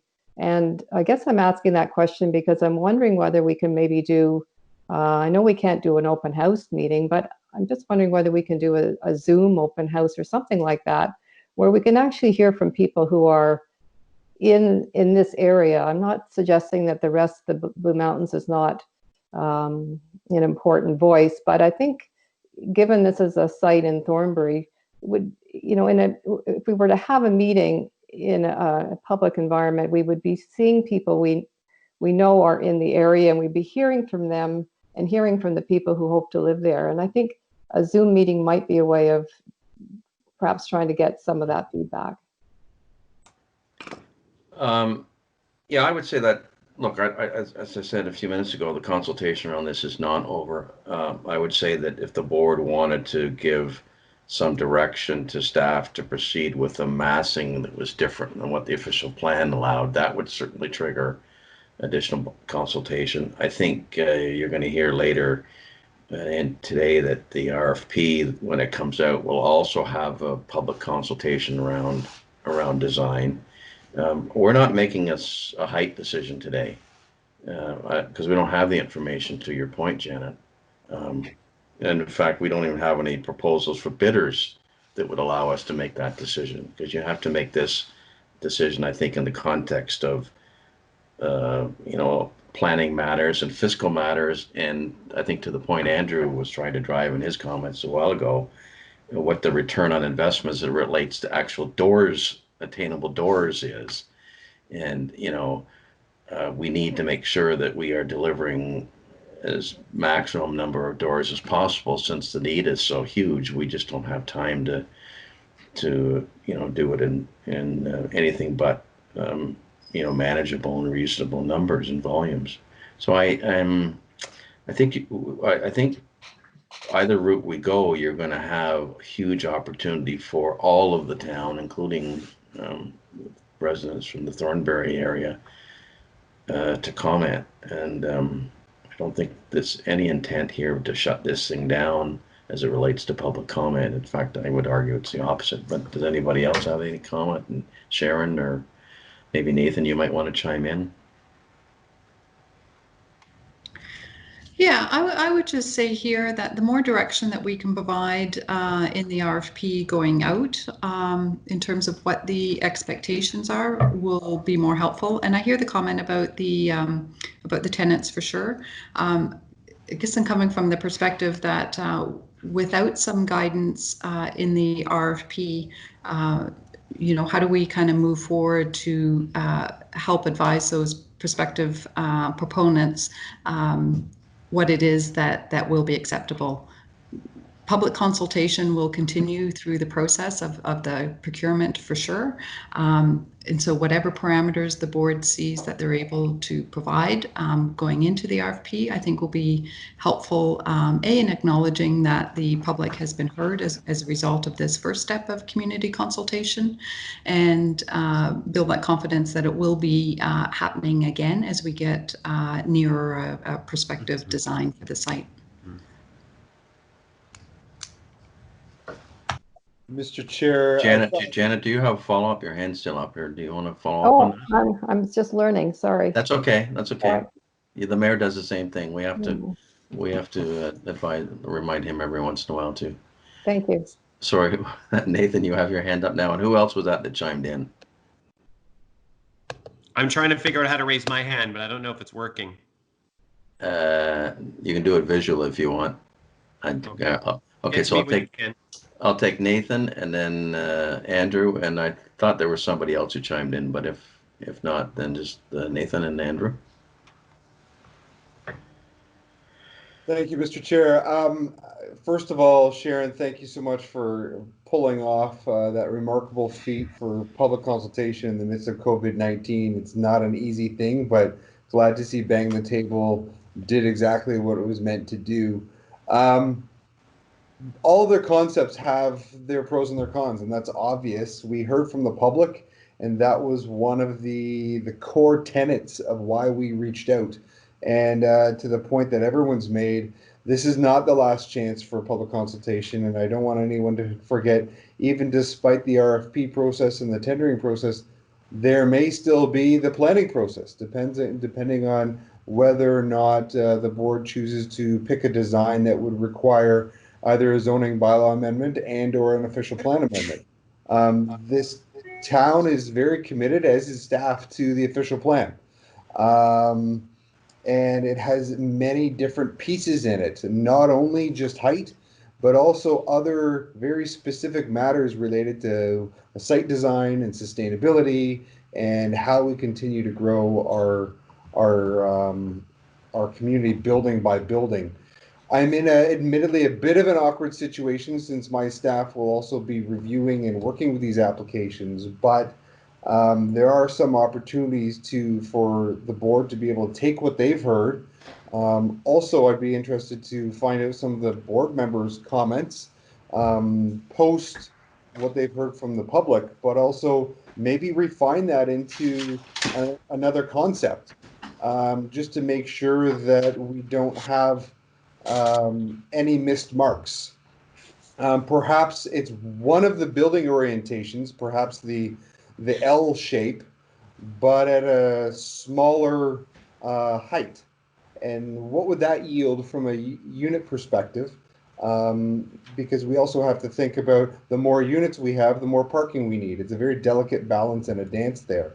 So I just wanted to provide the board with the opportunity to not forget that there is also a planning process, should any amendments be required. Detailed design will obviously go through the site plan process with whoever the bidder is, or the successful bidder. And then there is the opportunity for the board to take some elements of each of those concept plans and mash them together and see what that yields from a unit yield point of view, from a parking requirement point of view, and from a public facing point of view. The last piece that I wanted to remind, there was a bit of a mixed opinion about the placement of the building. Our planning documents are fairly strong, one of the stronger ones of the planning documents that I've read in this area, about the placement of buildings, especially along main streets, closer to the road. So I didn't want anyone to forget about that. And that's definitely a core piece of the way planning and site design is done now. To say that the building is located closer to the road doesn't mean it's unsafe. And I'm sure the site design and the integration of street trees will help to soften that edge and provide for safe pedestrian access both for adults and children alike. Okay, Nathan, Andrew. Thank you. Yeah, want to echo that that congratulations to Sharon and everyone who worked on that consultation process and the creative way that you did videos to get responses. And I thought it was very well done and very professional and very progressive. And I was proud to be a small part of that just in through this process. You know, I go back to a few months ago. If you remember, we made a decision to do this consultation with the public at a time when it wasn't required, at a time where we were putting visuals out there to try to get a temperature check. And I believe that we have been successful in that. And when I look at the results that were presented today, I think staff and this board have a good input and insights. Are there a couple of little data points that have been teased out that could be a bit contradictory? Yes, that's going to be the case in every data point. But I think what we have is a really good, clear set of priorities that we can work from. And that level of consultation, I believe, was worthwhile. I don't believe we should be doing additional consultations between now and finalizing our plans for next steps, because we know that there will be more consultation through each of those. So, you know, my question is, you know, what is the immediate next steps for us, and how do we keep momentum now? I think we've been if you look at many developers in the community, we've taken an extra step here that most don't. So we're ahead of the game and we've done a good job, but we also have to keep momentum going. And I think the other thing that I just want to add that I think is critical for all of us with our Attainable Housing Corporation hats on, further consultation isn't just about a Thornbury or a Village or a Craigleith. It is the entire town, because this asset investment is about much more than just how something fits in any one geography. It's about the sustainability of our community. And so I think we need to be thinking about it in those terms going forward. Because we chose the Gateway site to be in the middle of downtown, that wasn't because it's to serve that area. It's because that's the anchor for the whole community. So I hope that going forward through our consultations, we are looking at this from a macro town perspective and not a regional perspective, because our decision making as a corporation has to be about much more than where it fits in its geography. It's a factor, but I think it can't be the primary factor. And I'm more interested in hearing from, you know, places such as Clarksburg, where we know there's not going to be a transit line anytime soon. How does that fit? How does this amenity we're building fit in that context? So the message that I read from that data was community sustainability seems to be what's driving the priorities, and I think for us that's a good thing. So, but my question from your sense, Sharon, and maybe from the town's sense, you know, what should we be doing as a next step now that we have this data in front of us? We should be refining an RFP. You know, just be curious to know what you envision the next steps are. Yeah, so what I envision is to be able to provide some direction in the RFP around density and massing. It doesn't have to be specific. It could be, you know, up to, you know, but if a 5-story is definitely off the table, that's not something that wants to be entertained. I think it'd be helpful at this stage to know that, so that prospective proponents can cater their submissions to something that is going to be acceptable in that regard. Yeah. Why would we take that off the table? I'm not saying that you would. I'm just saying whatever guidelines you can provide in terms of density will help in terms of providing them some guidance in that, and will also. As our chief of staff, so to speak, what's your recommendation? What do you think we should do? I mean, to me, you know, I have a philosophy which is, if we start a project scope and we try to achieve the most sustainable, the most number of units, the best concept in terms of design as a starting point, knowing that we have to go through planning processes and elements, that seems to me the logical place to go. Starting at a diminished capacity only means it'll be even further diminished, right? So you've gone through this in development contexts in other markets. You know, what would your advice to us be as a board? Well, my advice would be to provide some parameters just for that reason. So Yeah. to set something like up to 5 stories to show a willingness to consider anything up to that.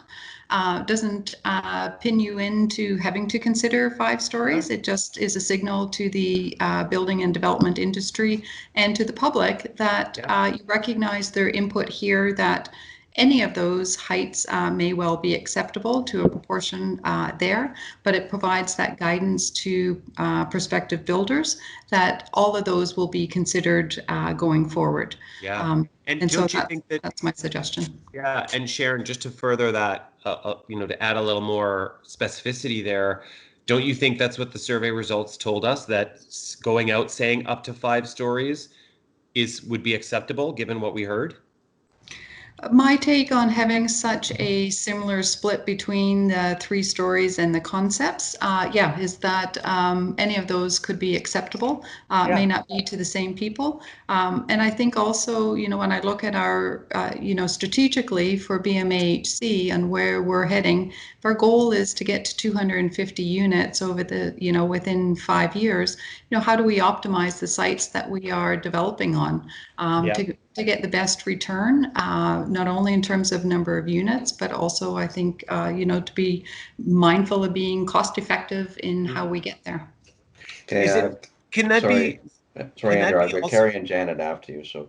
Yeah, one last thing. Can that be augmented as well when we, perhaps we, maybe there's some other language that can be included. So up to 5 stories is one part, but there were a couple of other key recommendations coming from that survey that I think are important. And you sort of summarize them along the way: ensuring the livability, ensuring the sustainability, ensuring there's some green space in public. Like I feel like if you describe it more holistically in terms of what we interpret that data set to tell us, that signals to the community we're taking all those things into account. If we're just focusing on one point about the height, that's where people are going to get rightly, I think, concerned. But I think if we are reflective, if the RFP is reflective of many of the insights we believe would fall into this plan eventually, that would be what I would want to see. Now I'll stop. Okay, thanks, Carrie, and then Janet. Yeah, Sharon, thanks very much. The presentation was very informative. But I think you were touching on it a minute ago, but I think we need to go through the results of that, and then whatever is appropriate include in the RFP. And you talk about the livability and whether there's a playground for the kids, or those kind of things. Whatever is appropriate, we should include in the RFP.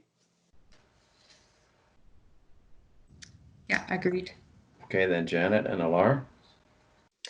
Yes, thank you. I was going to suggest that, I think the town has a role to play as the guardian of its official plan. So the question of whether or not we go over 3 stories is not a minor one. It's a major issue. And especially since after the last election, where attainable housing agreed was a huge and important issue, but also I think one of the biggest issues coming out of that election was the control of our development in the town. That is something that people are very sensitive to. And I think we need to really talk today about whether or not we are going to go ahead with more than 3 stories as a worthwhile effort for this site. And I think that should be addressed because it leads to a concern that I think some people will have, that we are not following the plan and not really standing up for what the town has already agreed is the best approach going forward. Right, and it's really not our call as a board of the Attainable Housing Corporation to set planning policy. It's the council, and so I think that the motion that Sharon has drafted is actually asking council to do something, and then council, I guess, could decide whether or not it takes that ask and send it back to it, says no, stick with what the official plan says, or proceed with an amendment. I think that's the way the current draft motion is reading, if I'm correct. So let's go to Olar, and then I think, Andrew, you wanted to have probably a rebuttal to that one, so I'll put you on the list. Janet, you need to de-hand. Thank you. Okay. Okay. Thank you, Mr. Chairman. And I too want to thank Sharon and Tim and everybody involved with the survey in the fact that we did have 300 respondents. I know that's very tough to get that many, looking at all the other surveys that the town has done. You know, it's tough to get over 200, and sometimes it's only 100. So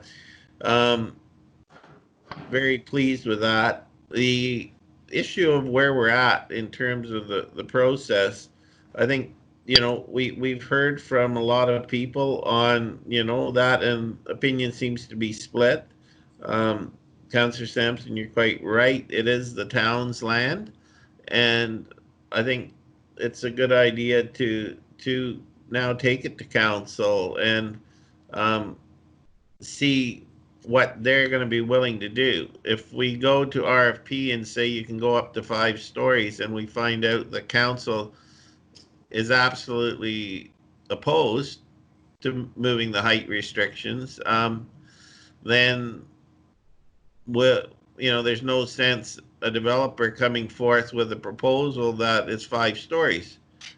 So what we need to get really is council approval for what, seeing the results of the survey, where they'll go to in these things.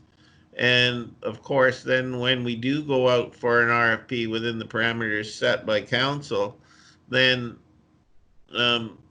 we also have to identify for potential developers that, you know, timelines, you know, or do we get pre-approval based on council's approval of potential amendments before we go out for RFP? Because I think we do need to move the project forward, but I think the first step is seeing how council feels about those various height restrictions. It may well be that council sends it back for public consultation for themselves. I don't know what will happen there, and I can't speak for all of council, but I think we do need to move the process forward.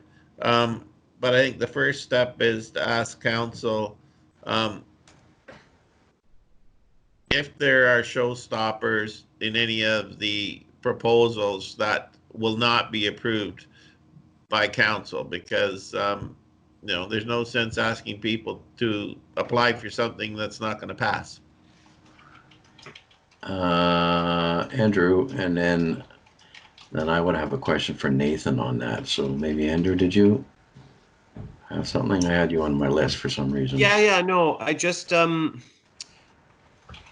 we're at a very delicate phase, and I think we want to be very careful of unintended consequences. So I feel like perhaps this motion is a bit lacking because it's just focusing on height. And I would hate for us to be in a position where we have achieved so much in terms of getting input and looking at buildings. No matter what you look at right now, the vast majority of people collectively have said a 4 or 5 story building would be very acceptable in the community. No debate. The election and managing development mistakes of the past, that's an old paradigm, right? Those concerns were to manage for-profit developers who were giving very little back to our community. And in fact, in the past, were not managed very well in order to make sure those things were different. This is a completely different paradigm today. And what I don't want us to fall victim of is advancing 1% of the picture of what we are achieving and putting together, and then not being able to best articulate why this project has been put together, what great feedback we are getting relating to height, massing, use, capacity, community sustainability, and then that leading to the proper questions of council. This reminds me a little bit of the Morrow Park discussion, where instead of talking about the pros and cons of this development, we went straight to putting sites out there and asking singular questions, and we know what that got us, a massive delay. So at this point in time, I think it's critical that whatever we pass as a board that goes to council is reflective of a bigger conversation than just height. I've seen where this went in the past. It's not good. So maybe, Work needs to be done on articulating that. Yeah, so that's a good question then, if I can sort of switch over to either Nathan or Sean. Are there components of obviously the second component of the draft resolution that we might want to work on to reflect Andrew's comments and that would allow, I don't know what the way to put this is, but allow planning to consider this thing without sort of a singular issue being height?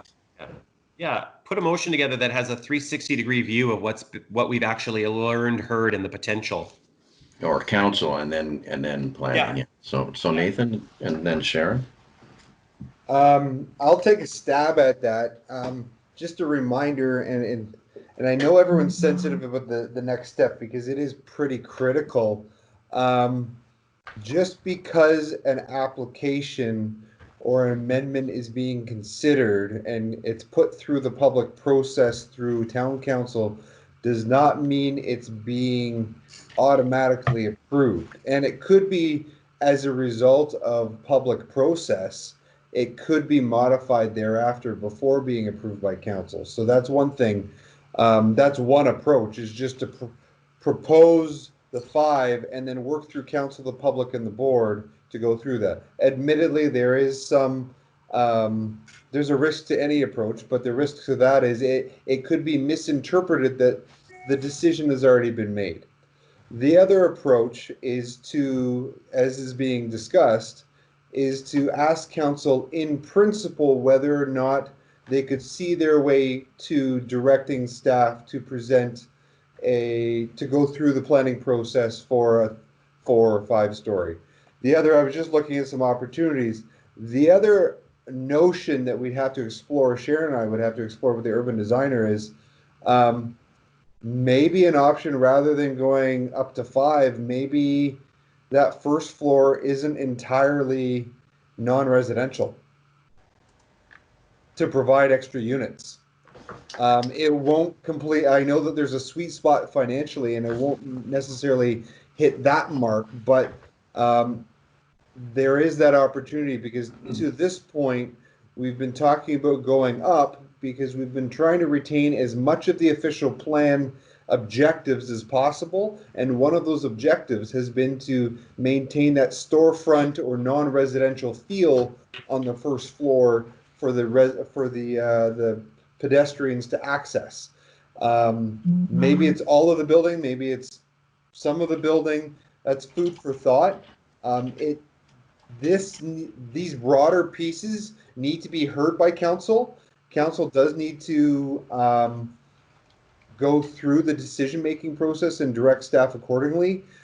But I still am of the mind that the Attainable Housing Corporation, in terms of your mandate, it does need to identify what it would prefer to build.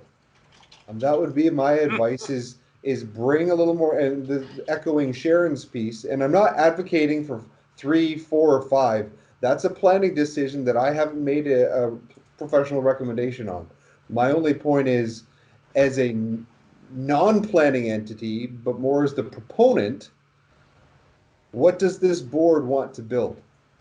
And that's part of the reason why this public process was advocated for, not only to help articulate with the community, but also so the board stays in pulse with what the community would like to see there. You've seen some of the results, and there you go.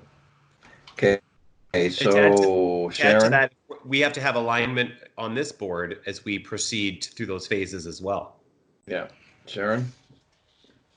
Yeah, I just wanted to say to the point about, what to do with some of the other information, that the conversation is about more than just establishing the building height, and that is absolutely correct.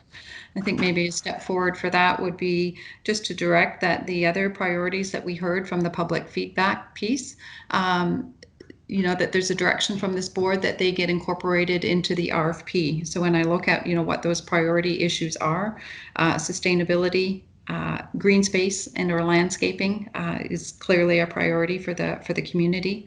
Amenities for those that are going to be living in the space. buffering for the noise, so taking into account noise, both the street noise and the noise from the wastewater treatment plant. And then I think we heard very clearly from the public about what is acceptable from them with respect to design features. So on those 1, 2, 3, 4, 5 aspects, I think they can be incorporated into the RFP in a way that states that these are priorities for us in our community, and we want to see designs that reflect these. Can I suggest this? We're pushing 3 o'clock now. I'm just wondering whether or not, Sharon, you might want to take a shot at modifying that second section of the draft resolution to incorporate that language, and it might be adding a third codicil, I'm not sure.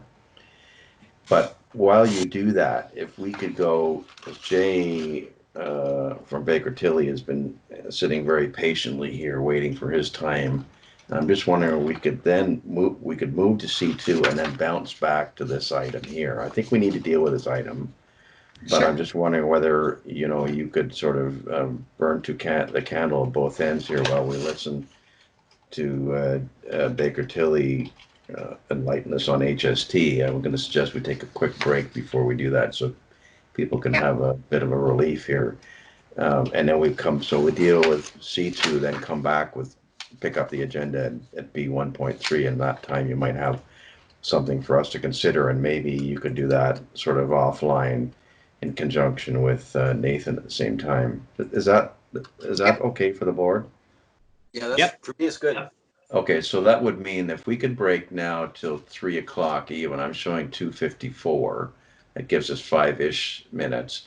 The way you do that is you turn your camera and your mic off. You do not hang up. And then at 3 o'clock, I'll start the meeting off again, if that's okay. And so we'll just take a break now. When we come back at 3 o'clock, we'll go to the presentation by Baker Tilly. And then when we'll finish that, we'll come back and maybe Sharon can enlighten us with a resolution she would like the board to consider. Okay? Everyone okay with that? Yep. Seeing no complaints, see you at 3:01, apparently, according to my clock. So, Madam Clerk, could you do a quick roll call here for me? Yes, certainly. Carrie Eagleton? Here. Janet Finley? Janet Finley?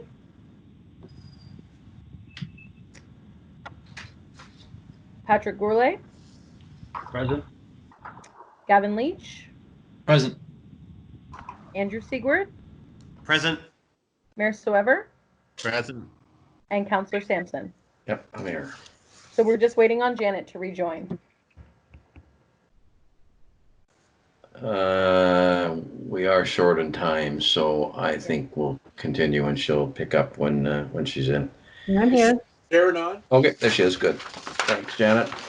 So can we move to item C2 then, which is a presentation from Baker Tilly on HST implications of land and building and operations of an attainable housing building. So Jay, sorry to have you wait for so long. Hope we didn't put you too much to sleep, but you're here now, and if the floor is yours.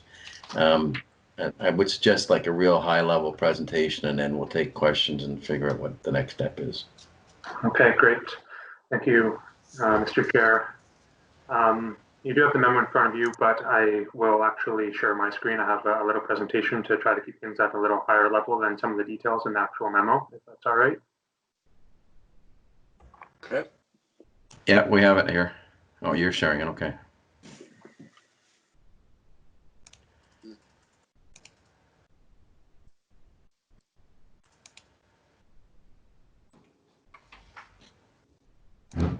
So this is in response to the memo. Our firm was engaged to prepare some HST guidance based on the facts and what the current situation is with the Blue Mountain Attainable Housing Corporation. The memo was prepared by Samir in our Windsor office. He is our internal HST expert. Unfortunately, he can't be here, so I'm here to give you a high-level overview to try to explain some of the technical details. If any of you had trouble reading it, don't feel bad by any means, because it took me a few reads through to pick up on what he was talking about. The HST is not my specialty, but I do deal in basically all of the areas, a municipal audit, NPO audit, and then the related HST implications. And I've done the new residential rebate applications that we do touch on here. So I will be able to talk to some of these items. If there are questions, I may have to refer them back to Samir, but I will do what I can to try to help you understand and see if there's alternatives to what we are suggesting. Just an important note on the facts and assumptions point of the memo.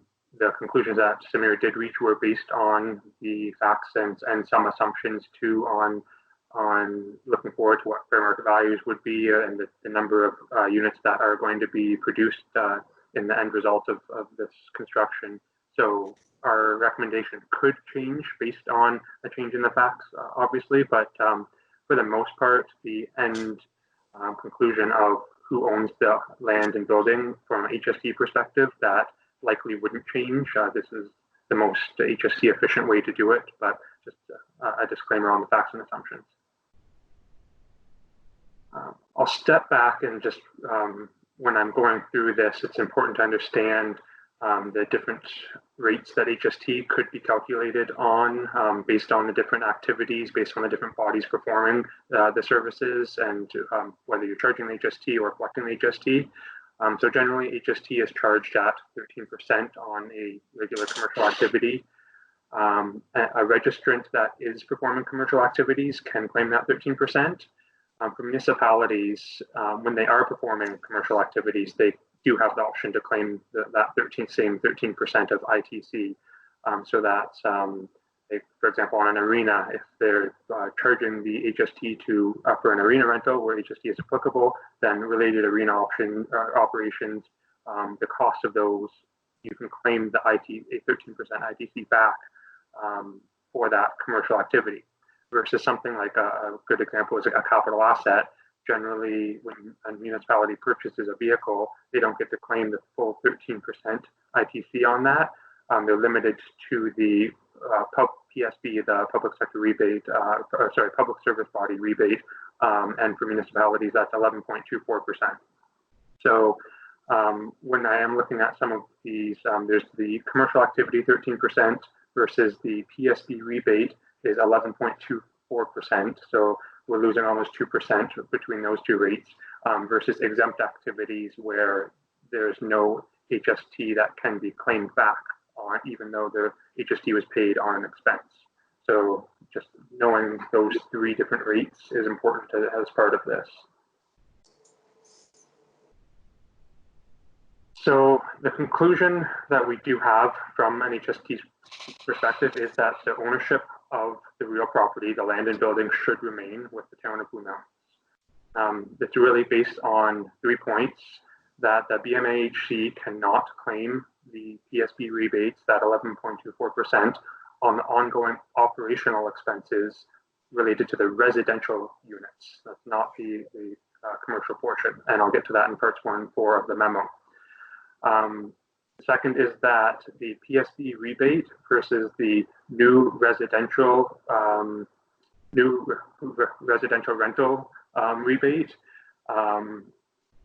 there's a difference in which organization the town of Blue Mountain or the BMAHC can claim, and it's more beneficial in the town of Blue Mountain's hands than it is in the BMAHC's, and I'll get to that in part 5 of the memo.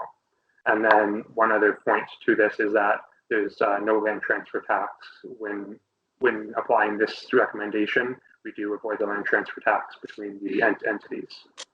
Jay, can I interject here a bit? So how does this change then if the town remains the owner of the land, BMHC occupies it, if you will, under a long-term lease, but BMHC builds the asset, the building. So that then changes. One, that's one question. Two, is it possible for BMHC to be registered as a municipal corporation and get the exempt status that would be applicable to municipalities? Because I'm hearing to the grapevine that that's how most of the other housing corporations are structured and registered. Hence why in Toronto there's a Toronto Housing Corporation, and Peel is a Peel Municipal Housing Corporation, whatever the heck it's called. So to those two questions, if you don't mind, if you can, or if you want to wait till the back end of your presentation, it's up to you. Sure. To answer the second question first, and again, I reached out to Samir on this, and he's provided an answer that to obtain that municipal status, two of their criteria are the operation has to be a rent geared to income program, and there has to be continuous ongoing government funding. So as a result of not having those two, my understanding is that it opts us out of that municipal designation for HST purposes. And sorry, the first question was with relation to the construction and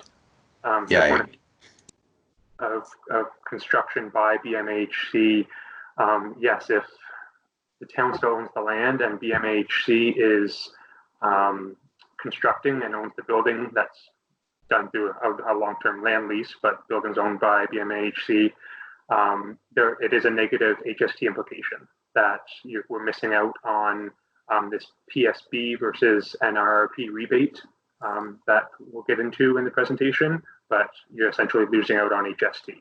And that's a big factor in, I think, like the ongoing operating expenses are, we're talking about losing out on 11% of ongoing HST applicable operation or HST that you can claim back.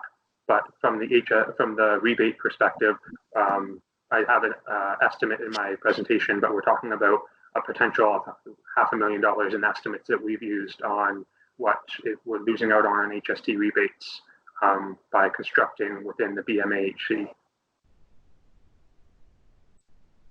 Does that answer your questions on those? Yeah, okay, go ahead.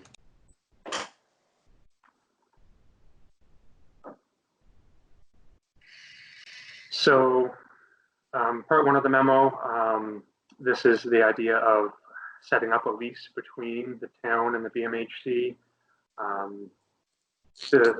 When there is a lease, it would get broken into two distinct leases because it is a mixed use construction or that's the plan. There is a commercial lease for the commercial buildings and then a multi-unit residential complex. I'll refer to as a MERC throughout this. And they're treated differently for HST. The MERC is an exempt supply. So the lease between the town and the BMHC is an exempt supply, no HST applicable, and the subsequent lease between the BMHC and the residents is exempt. And then on the flip side, the commercial lease is going to be taxable at, it's commercial, so it's 13%, but then the subsequent sublease can become taxable. Technically it's not, but then you can opt into doing it. So that's just an administrative technicality. But to show you what this would look like, so we have the town of Blue Mountains that owns the land and building under our recommendation for HST purposes. There's two distinct leases. There's the MERC lease, the residential component lease to the BMHC, and then there's the commercial lease that's a separate distinct lease. And then so we follow the MERC lease through, and then the residential sublease, again, HST exempt, and then the commercial sublease is taxable. So this is from the lease perspective, how things would flow. Skip to part 4 of the memo where we talk about the HST treatment of operational expenses. So there is, because the lease, and going back to this lease, there's no HST charged between Town of Blue Mountains and BMHC. And this is from the revenue side. Town of Blue Mountains collecting revenue from BMHC and BMHC collecting from units, no HST charge through there. Because this is exempt, ITZs, sorry, those are exempt from the lease and the revenue perspective.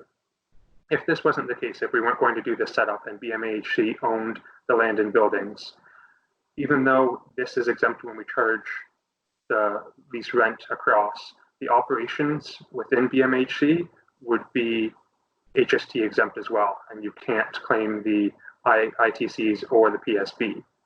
Because of the structure that we're setting up, that there's a head lease between these two companies, HST can be claimed at the PSB rebate at the town of Blue Mountain. So we're essentially picking up 11% of all ongoing operating costs within town of Blue Mountains. And that's the saving under the operating leases. Whereas if the same expenses were incurred at the BMHC level, we would pay the ITCs on, say, repairs and maintenance costs, but we can't claim that PSB back. So we're losing 11% here. So that is really the overall structure savings between this organizational structure. So under this structure, Jay, if BMHC were buying a new furnace, let's say, they would pay HST on that acquisition, but the town would get effectively an ability to get 11 some odd % rebate for that. If the town were... If the town were or the owner of the asset. Exactly. Even though BMHC was operating the asset. Well, and that's where it's coming through the lease, right? So with the lease, we want to factor in operating expenses when we're setting the lease rate between the town and the BMHC, and so, but there's no HST charge between these entities, but the town actually operates and runs the operation. So it's not that BMHC is actually doing the operations, but it's just a flow through of costs. Like invoicing and things would be coming out of town of Blue Mountains, to my understanding of how this works. Jay, it's Kerry. In the case of Rob's example of having to buy a new furnace, who would be buying the furnace? BMHC or town of Blue Mountain? Again, it's town of Blue Mountain. The town owns the land and building, so any building additions you would want to have included in the same building components. So what you're saying then is the repair and maintenance costs have to be run through the town. Essentially, yes. Yeah. And again, this is from an HST perspective, and it's that 11.24% that we would be missing out on if we didn't set up this structure. And that's primarily, Jay, because we're not doing any RGI programs within the housing corp. It's under market rent, and I think there was another exemption too where the rent was subsidized, quote unquote. Well, in this particular case, I think you could argue, might have to do a bit of a document to support it, but you could argue that the residential rent we're charging is subsidized. It's in fact not market. So right. I don't know whether we would meet the qualification of, because it's not just RGI. I think the act the regulations refer to that or subsidized rent, I think. And I think one could argue that the residential rents we're charging are subsidized. And I believe there is a government funding component to this too. Again, I think if we want to reevaluate whether we want to go with what we had originally recommended versus if we can try to get ourselves into that exempt municipality status, then I think that just basically it's going back to Samir and saying, okay, we want to take a different approach with how we're going to set up the entire structure to try to get ourselves some HST savings. Yeah, I think we're probably going to have to figure out how to twist ourselves into that pretzel. Yeah. And with that said, I'm not sure on the impact of what the NRRP, the new residential rental rebate portion is. So this doesn't. So when we're going back to the operating expenses, it's only related to the MERC. It's not related to the commercial component. So BMHC, from a commercial sense, can charge 13%. It can claim a 13% ITC. So it's really just the residential component. Again, this changes, though, if there was no commercial ground floor, then obviously it's actually more important to get this because everything would be a residential expense and not eligible for the rebate. Right. So Rob, I'm thinking we need to really think about I'm not sure we want to run all these expenses and all the ownership through the town. I'm sure the town wants to do that. Well, I don't think that's the way in which we were contemplating the financing being done anyway. So I think we're going to figure out. I think my sense is we need to figure out how to twist ourselves in the pretzel to meet the exemption component within BMHC. We're boxed in on the commercial anyways. There's no exit for that one. There's no escape for that. But on the residential side, I'm getting the sense that we need to find a way to fix the structure so it moves everything back into the BMHC category, or at least the building, maybe not the land, right? Well, one thing we could do is the commercial side. We could have two companies if you wanted to. One for the commercial, one for the residential. Yeah, that's possible too. I think the structure we need to spend some work on here. I think. Yeah, I think so too.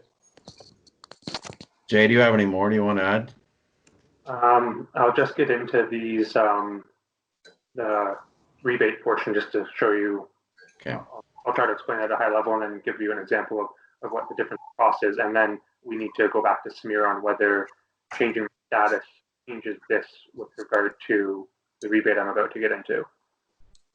So HST acquisition costs and construction costs while this is being constructed, and again, this is within the town of Blue Mountains. We claim ITCs throughout construction, but at the time construction is completed, substantial completion is 90%, and when it's operating as a residential land lease, since the residential lease is HST exempt, then those ITCs that we were collecting or claiming back, we essentially have to true up and pay those back to the government. So it's the self-supply rules that we get into, and that's part 3 of the memo. And at that time, it's an assessment based on the ITCs that were collected versus fair market value at the time of essentially the initiation of the lease, when people are actually leasing from the company, that you're deemed to have sold the house and you have to remit HST on that sale. You actually sell it to yourself. So Town of Blue Mountains would sell the land and building to itself at that time and remit HST to the government. It's a true up of the ITCs collected related to the non-eligible portion. But then with the self-supply rules, there's also a rebate that offsets it. So with the rebate, again, the rebate's only related to the non-eligible portion of the HST. And really at the end of the day, the rebate differs between an NPO, which BMHC is, and the municipality. So, but during the bill, Jay, aren't we, whether it's the town or the housing corporation, aren't we paying HST? Like we're buying lumber and paying HST on the lumber. So we actually we're owed, so we've paid HST. You're saying that when the substantial completion comes, I don't quite understand what happens then, because would have all been HST money flowing out. We would have had a credit for paid HST, basically. Right, and so throughout construction, we are paying HST, and we're claiming back the full 13%. Right. So you're getting the input tax credit on that 13%, right, Jay? You are getting that, yes.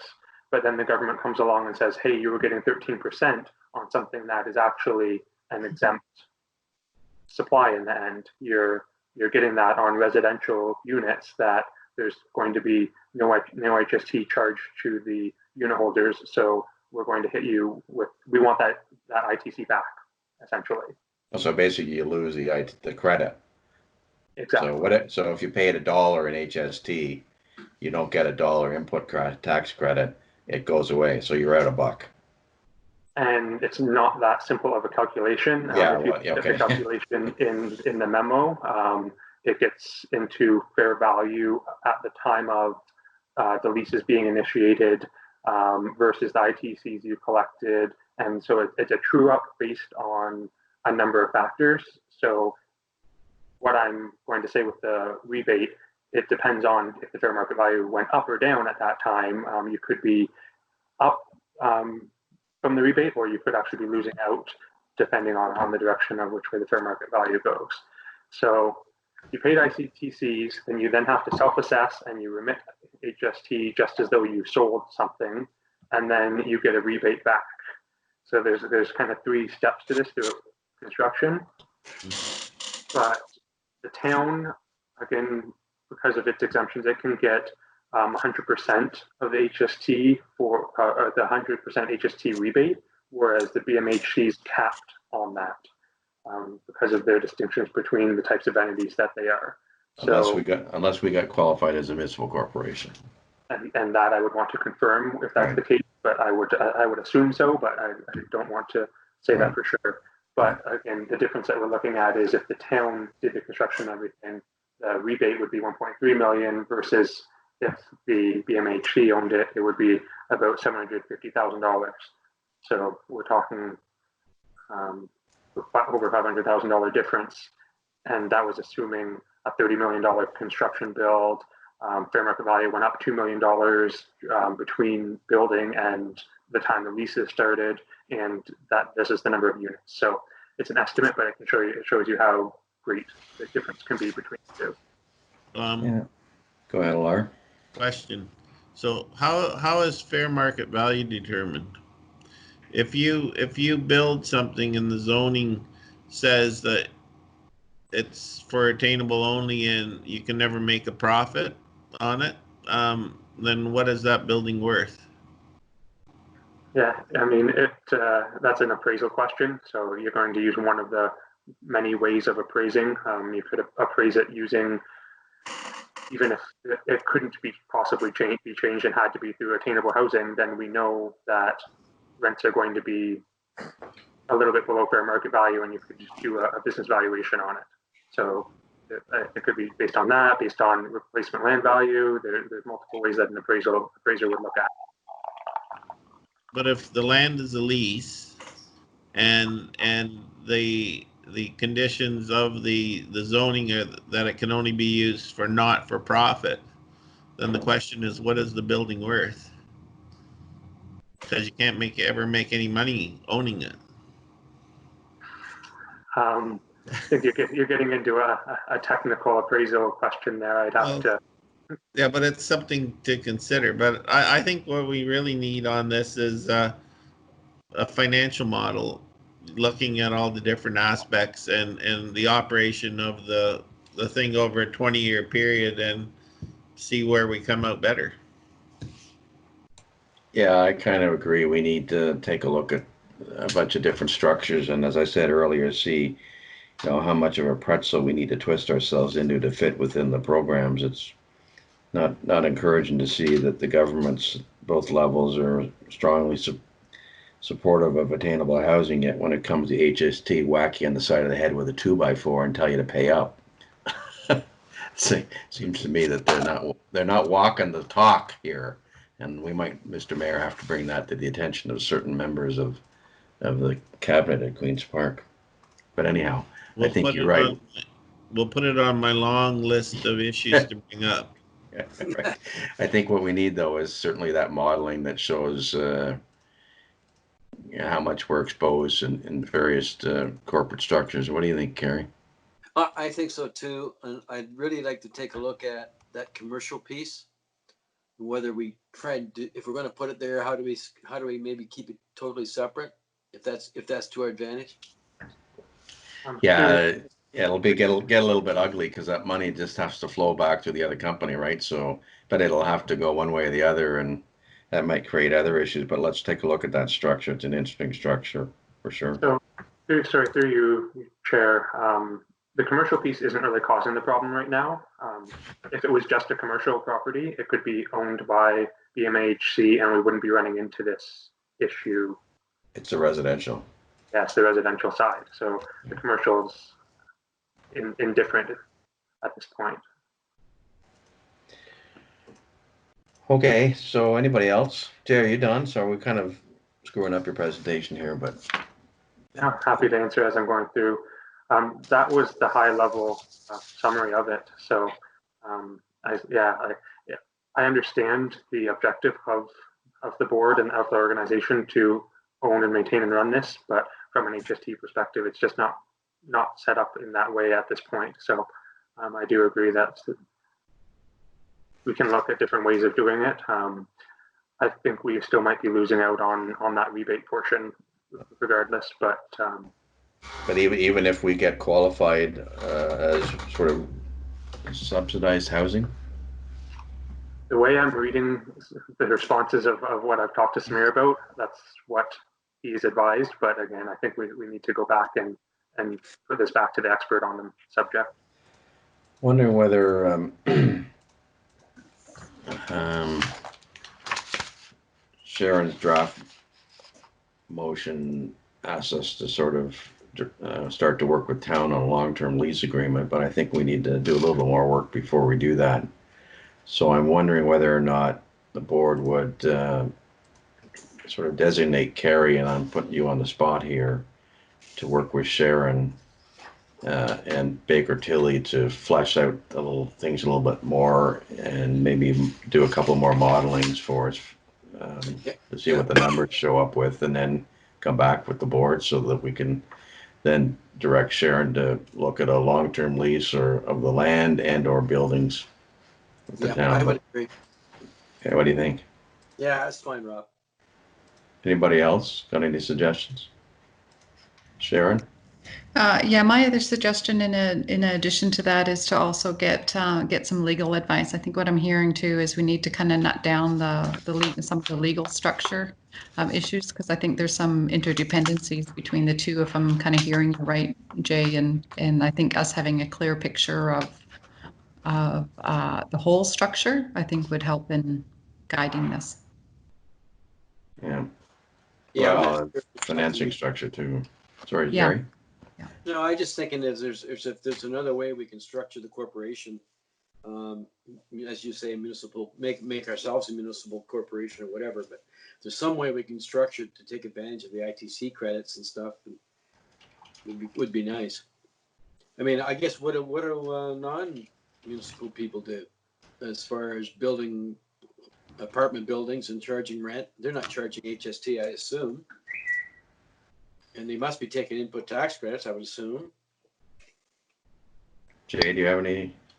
Yeah, at that point, essentially it gets built into the lease. So a for-profit corporation that is leasing residential just doesn't charge HST and doesn't get to claim them.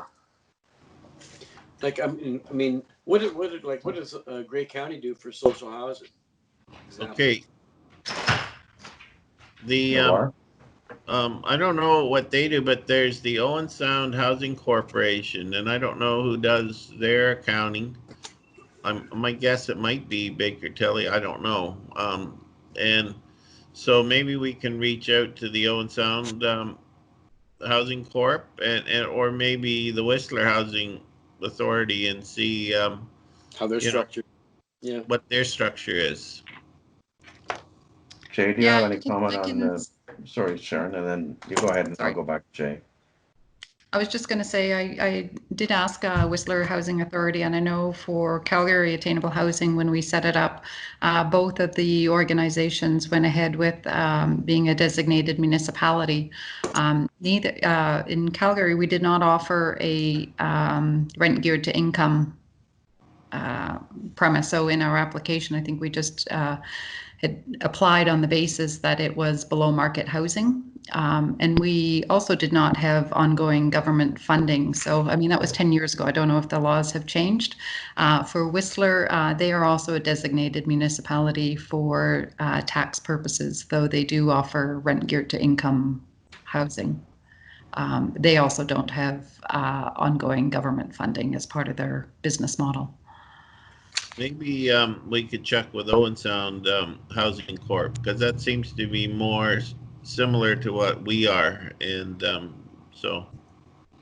Wait, so why don't we receive the submission by Baker Tilly, and then the board would move to direct Sharon in conjunction with Carrie to work with Baker Tilly on looking at sort of a model and a possibility of us getting that municipal corporation designation, and then do some financial modeling around that using rough numbers to show us plan A, plan B, plan C.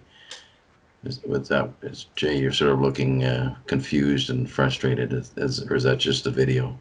No, that's just my casual face. No, that makes sense. I mean, I think if we get designated as a designated municipality, then the financial modeling, I think we become eligible for that operating HST ITC or HST rebate, and it becomes a non-issue.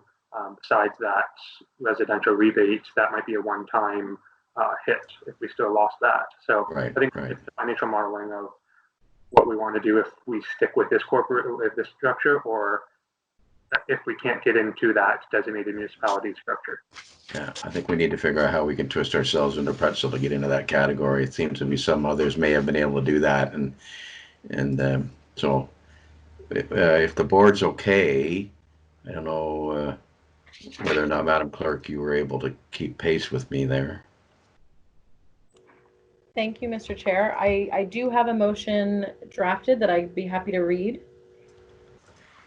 It would be that the Blue Mountains Attainable Housing Corporation receives item C2, HST treatment on purchase, operation of land and construction of Attainable Housing Project, the Gateway site, and requests the Attainable Housing Corporation's treasurer and executive director to work with Baker Tilly to consider alternate models of HST treatment for the Gateway site, including the possibility of the Attainable Housing Corporation structuring as a municipal corporation, with follow-up provided to the board.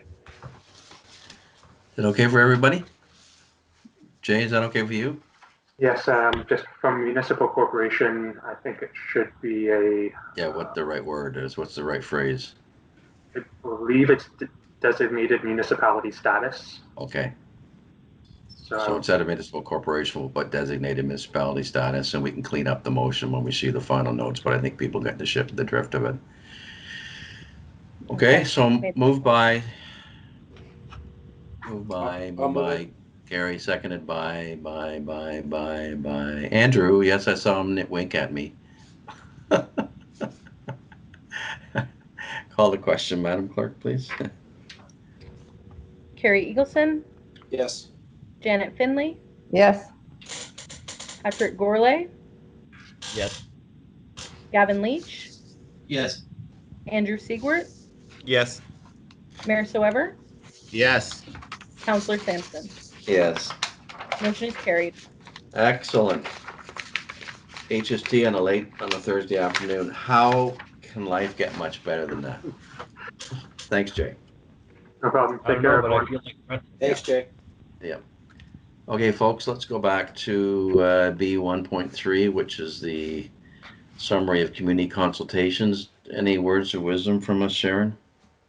Sorry, not from us, but for us. Yeah, I think we're there. Sarah has got it up there.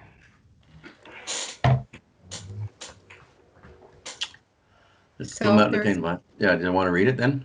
Do you want me to read it? Yeah. Please. And there's a blank there to be filled in.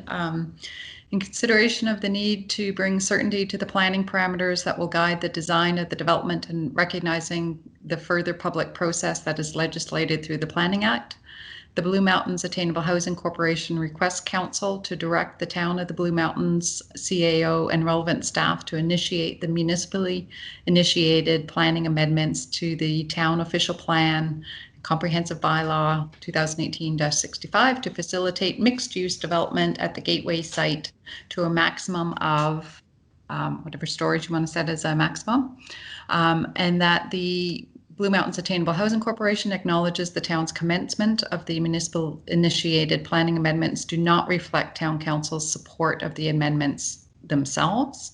So in other words, we're not binding Town Council. And that the Blue Mountains Attainable Housing Corp acknowledges that final decisions on the municipally initiated planning amendments will be determined by Town Council and or the County of Grey at a later date in accordance with the Planning Act. So we are going to be following the requirements. And can you just move it up a little bit, Sarah, or do I move it up? Yeah, okay, thank you.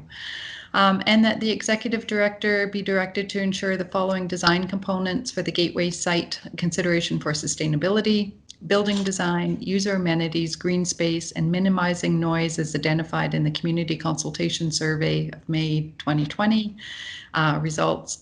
And in addition to any existing design requirements outlined in the town official plan and community design guidelines are incorporated in the criteria in the design builder RFP. Comments by people? So Looks good. I need a blank. I think we should put 5 there because it's up to a maximum of 5 stories, and that gives us flexibility to scale down if we need to or as directed. But I think we should start here. That's my say. That's my vote. I think we should put 7 in that case. Wow, that'd be a bit much. You really want to get people excited. Anybody else? No, I agree. I'm okay with this. I think I should put maximum 5. So Carrie, are you moving this, and Andrew, are you seconding what we see written here? Yeah, that can happen. Okay, I need no more comments and questions on the motion that's before us. This kind of says to the town, we think this might be something you want to consider, over kind of passing the ball in that direction. Nathan, are you okay with this? Through you, Mr. Chair. And then Alar. Actually, I'll defer to the mayor first, and then I'll address your question. Okay, all right. Okay, so the only thing I would add, do not reflect town council's support of the amendments themselves, which will be subject to a public process, because they will be, right? Yep. Okay. Sarah, can you add that in? Who's got the pen? There we go. Is it all right, Alar, where it's sitting now? Yeah, that's good. Yeah, because that makes it clear to people that, we're saying to a maximum of 5, but it's subject to a public process. Because we do have to go to the public if we're going to go 5. Yeah. Of course. Nathan. Thank you, Mr. Chair. I echo the mayor's comments, and so actually I like that because in paragraph 2, 3, and 4, the Planning Act process is reinforced. And basically this is getting the ball rolling, acknowledging that the public will be involved in the future, and also acknowledging that despite the maximum of 5, further decisions will define exactly what the maximum height will end up being. Right, and it also acknowledges the fact that it's not our asset, so we can't make that call anyways. And if we listen to Baker Tilly, we'll just be a useless cog in the whole process on the bended knee of HST. But anyhow, any more comments? I have a comment. Yes, please, Janet. Nathan, I think, mentioned earlier that if we make this proposal, it could be misinterpreted as a decision we've already made. And I'm just concerned that there is not enough gravity assigned to the issue by putting 5 stories. So I have to disagree with the 5 stories. It says up to 5 stories, but that doesn't help you, right? No, I think it sets a precedent for future applicants that will be pointing to this as an example of where the town is okay with disregard of its official plan.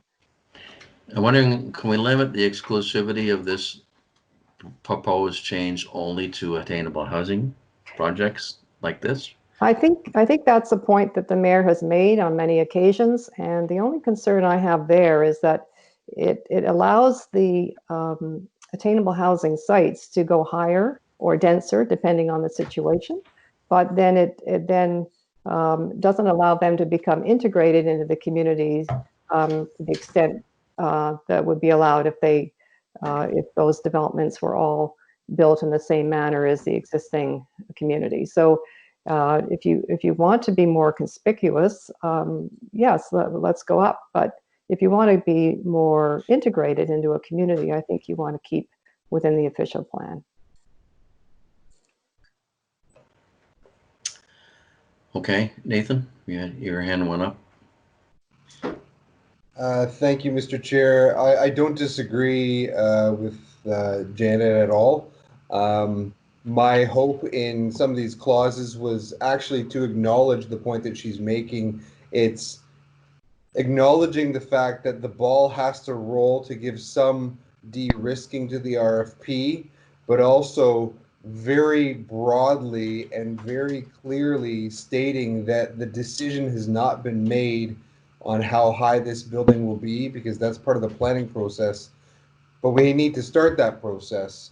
But admittedly, town staff need to know what to put in that amendment to start with, just to even get the ball rolling. I'm happy to make any edits that Janet or any others might desire to further address that point, just to show that this is just putting it out there, but it's not making the final decision. That's subject to town council. And keep in mind, this is not a precedent because the decision has not been made. Anything? Here, in this instance, we're like no other development corporation who is asking to advance a plan and understanding that there will be consultation on that. So none of those plans in the early stages have ever set a precedent. So I think, we're not the town here. The town will go through that stuff. Anybody else? I have a comment. I'll weigh in, Rob, just quickly. Yep.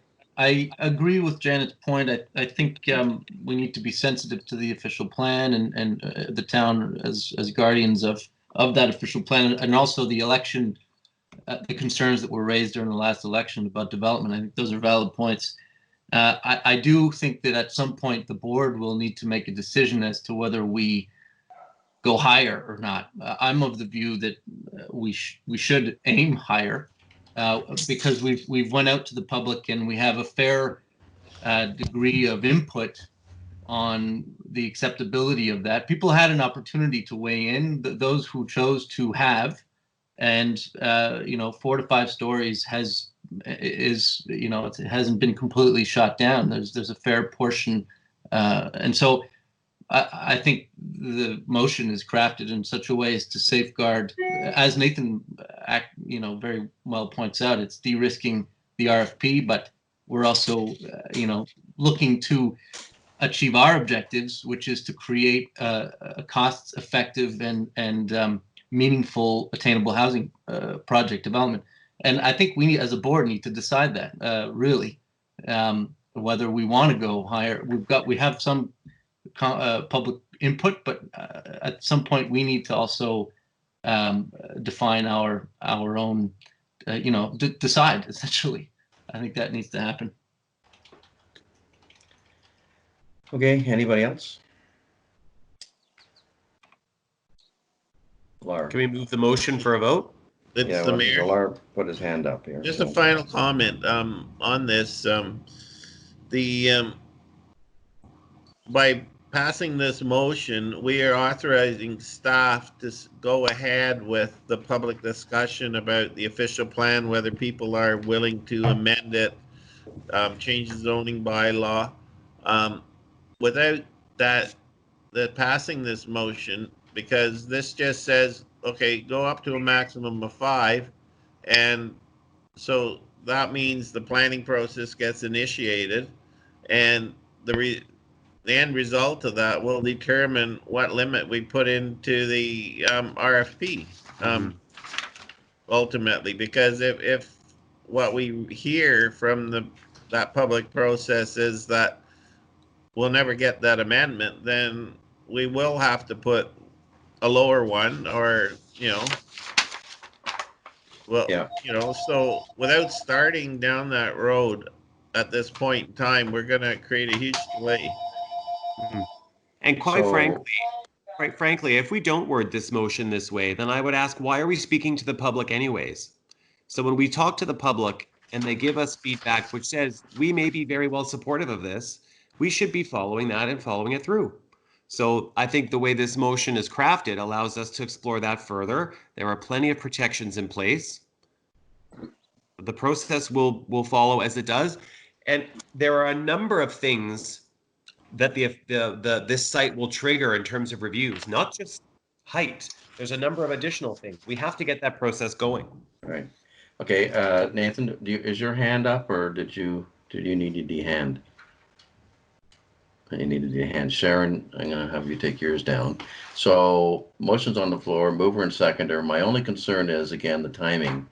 So when this is basically a direction to council or a request to council, and do we need that to go to the 16th COW meeting?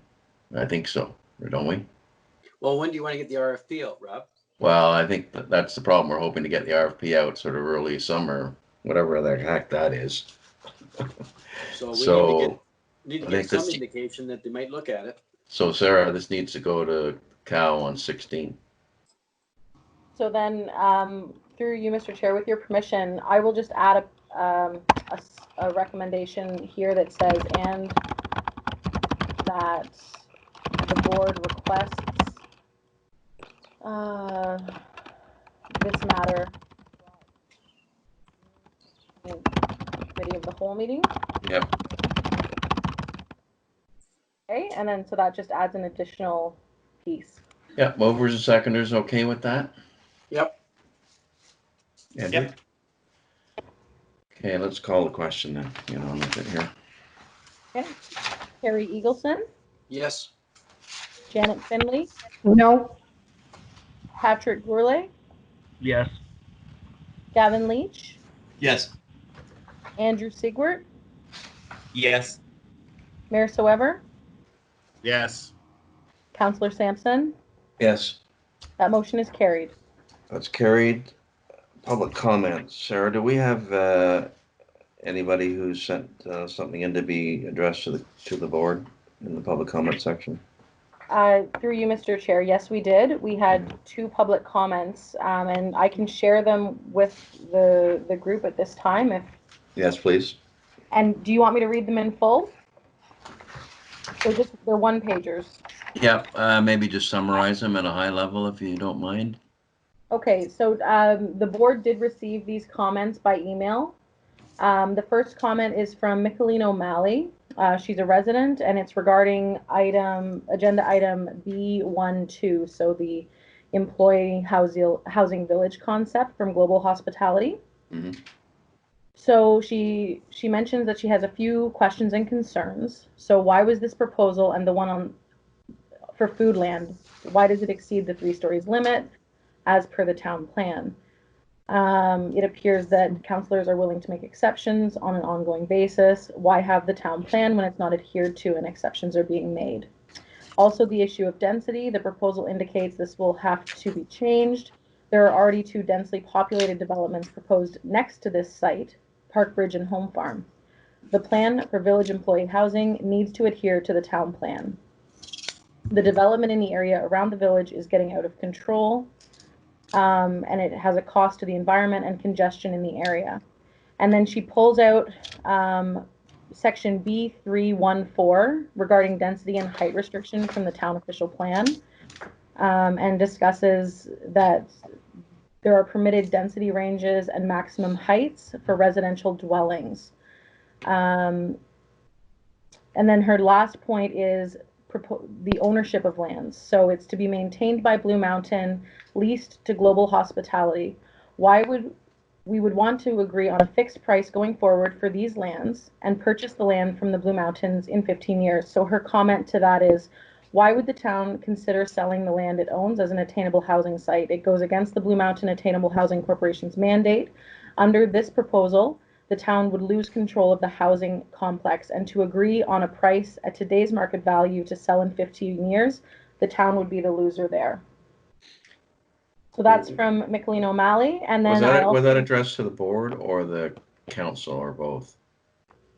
So she sent it to Attainable Housing specifically. Okay, I'm just maybe you go to the next one. I just wonder whether we should also send it on to council, because Mr. Vincent's submission is going to council on the committee of the whole on the 16th as well. But so go to the next one, maybe, Sarah, and we'll figure out what to do with them. Okay, sounds good. The last comment I received is from Pamela Spence, 209691 Highway 26, and it's regarding agenda items B12, so that's the global hospitality presentation, and also B13, so Sharon's presentation on the community consultation.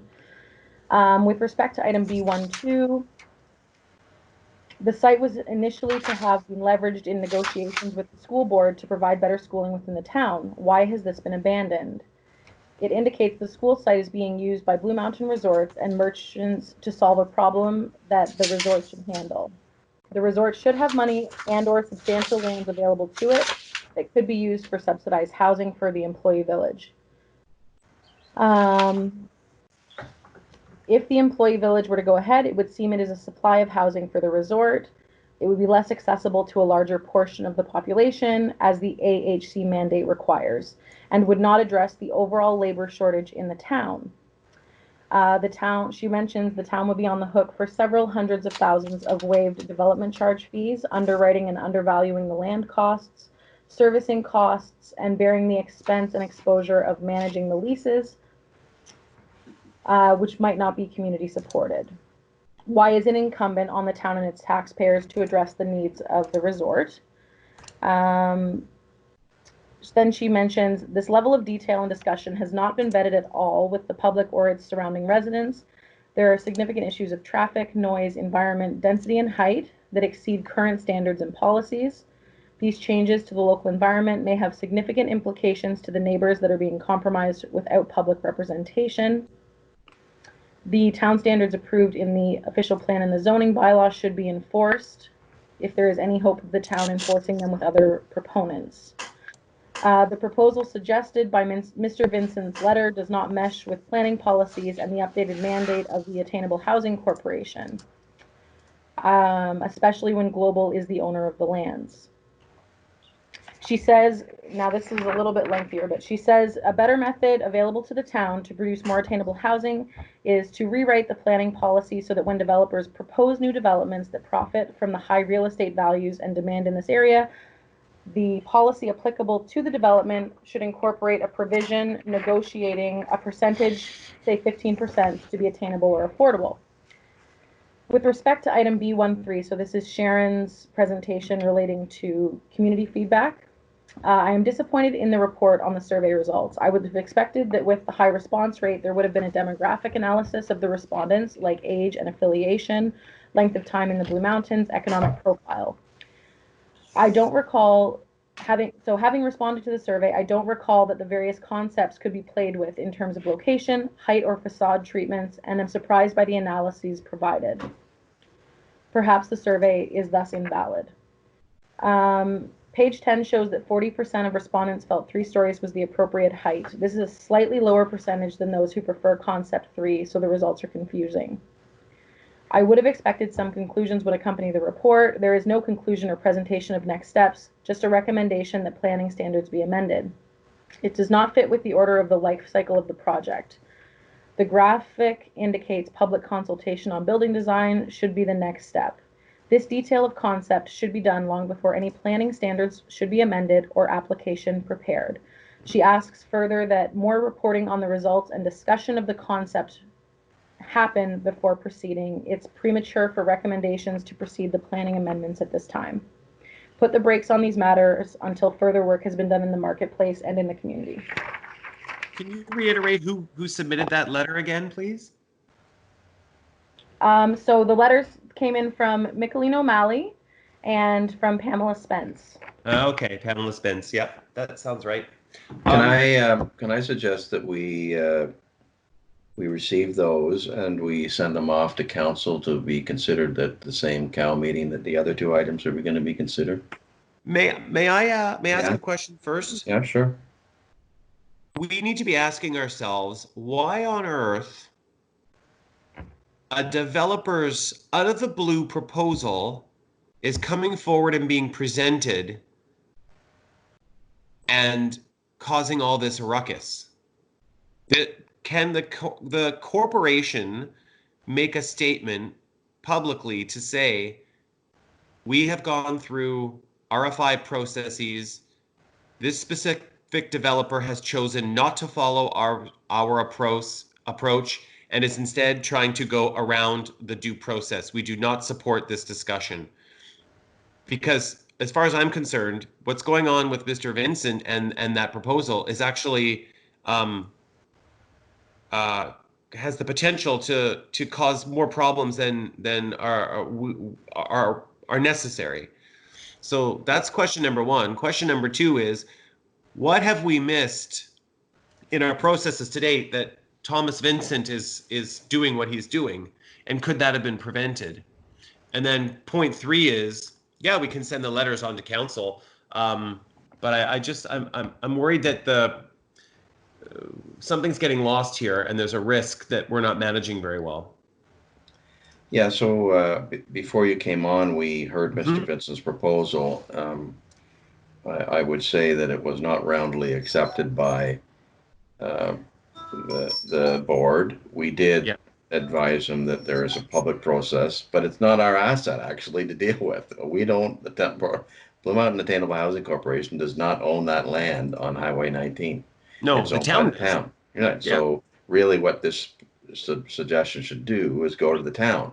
The problem is for Mr. Vincent is, if you take a look at the criteria for sole source purchasing by the town, he doesn't come anywhere near qualifying for it. Right. So but that's a call. That's a call that the town needs to make, not us. Yeah, sure. Right? I just find it interesting that, you know, a developer is just coming forward with ideas, and it's suddenly being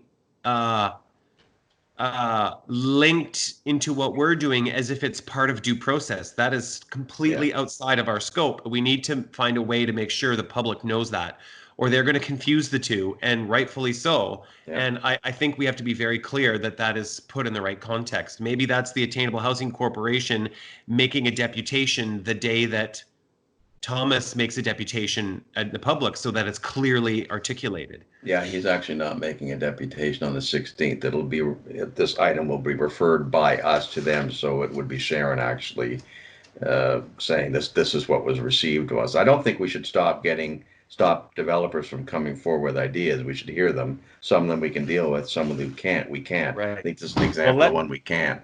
Well, let's make sure we're providing the proper context for the public, so it doesn't turn into something that actually derails us. Yeah, I know. I hear you. And clearly, there's got to be a way that can be done. Yeah. So I don't have any. That my suggestion is we have somebody move a motion that sends those two letters to the 16th Cal meeting for council. I would need somebody to move that.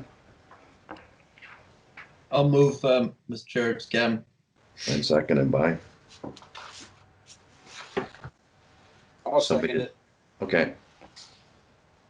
Any comments or questions on that? If not, Madam Clerk, could you please call that question? Carrie Eagleson? Yes. Dan Finley? Yes. Patrick Gourlay? Yes. Gavin Leach? Yes. Andrew Siegwart? Yeah. Mayor Soever? Yes. Councillor Sampson? Yes. Motion is carried. Okay, that's carried. Now, folks, we're 4 o'clock here. There's, we got at least another 2 hours ahead of us on this agenda, and I really don't think we should sit till 6. So what I'm going to suggest is we find a way to adjourn today and then find a day next week. And if we can do that right now, it would help, I think, for the planning stages.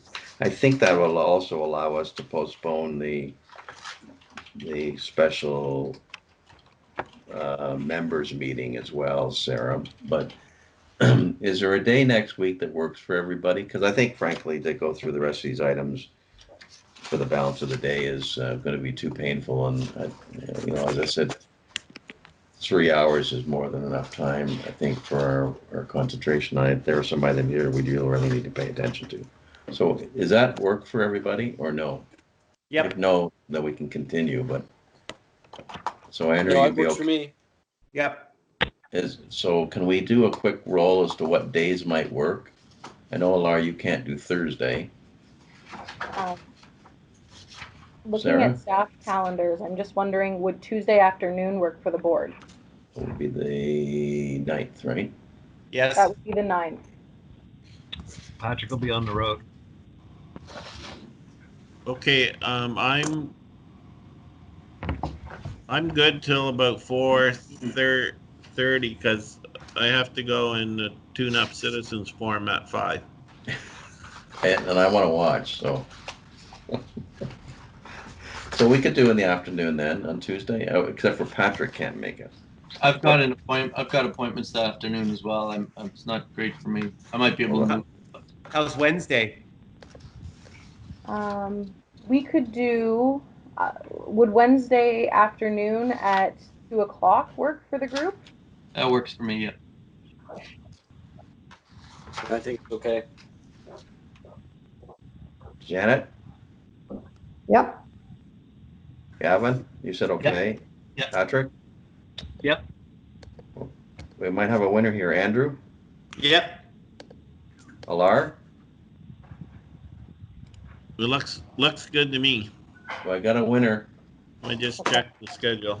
Winner. So if that's the case, then I'll take a motion to adjourn until what was the time on the 9th? 2 o'clock. It's June 10th at 2 o'clock. Sorry, June 10th at 2 o'clock. Okay, also move. So move. Okay. Call the question then? Or do I Carrie need to call it? Eagleson? I guess I do. Yes. I have Alar and Carrie as the seconder. Yeah, that's okay. Okay. Carrie Eagleson, Janet Finley, Yes. Patrick Gourlay, Yes. Gavin Lee, Yes. Andrew Siegworth, Yes. Mayor Soever, Yes. Councillor Sampson. Yes. That motion's carried. Okay, so we're adjourned until the 10th at, I can't remember, 2 o'clock. We'll try to whip through the schedule at that time and have these members meeting as well. Thanks, guys, but I think, this is enough pain and agony to inflict on the board for one day. I appreciate you giving us the time to get this to now, but we've got a little bit of homework to do, and I suspect there'll be more frequent meetings as we go through because we're getting close to some crunch times and some action. So I appreciate your time. Thanks. Thank you. Good work so far.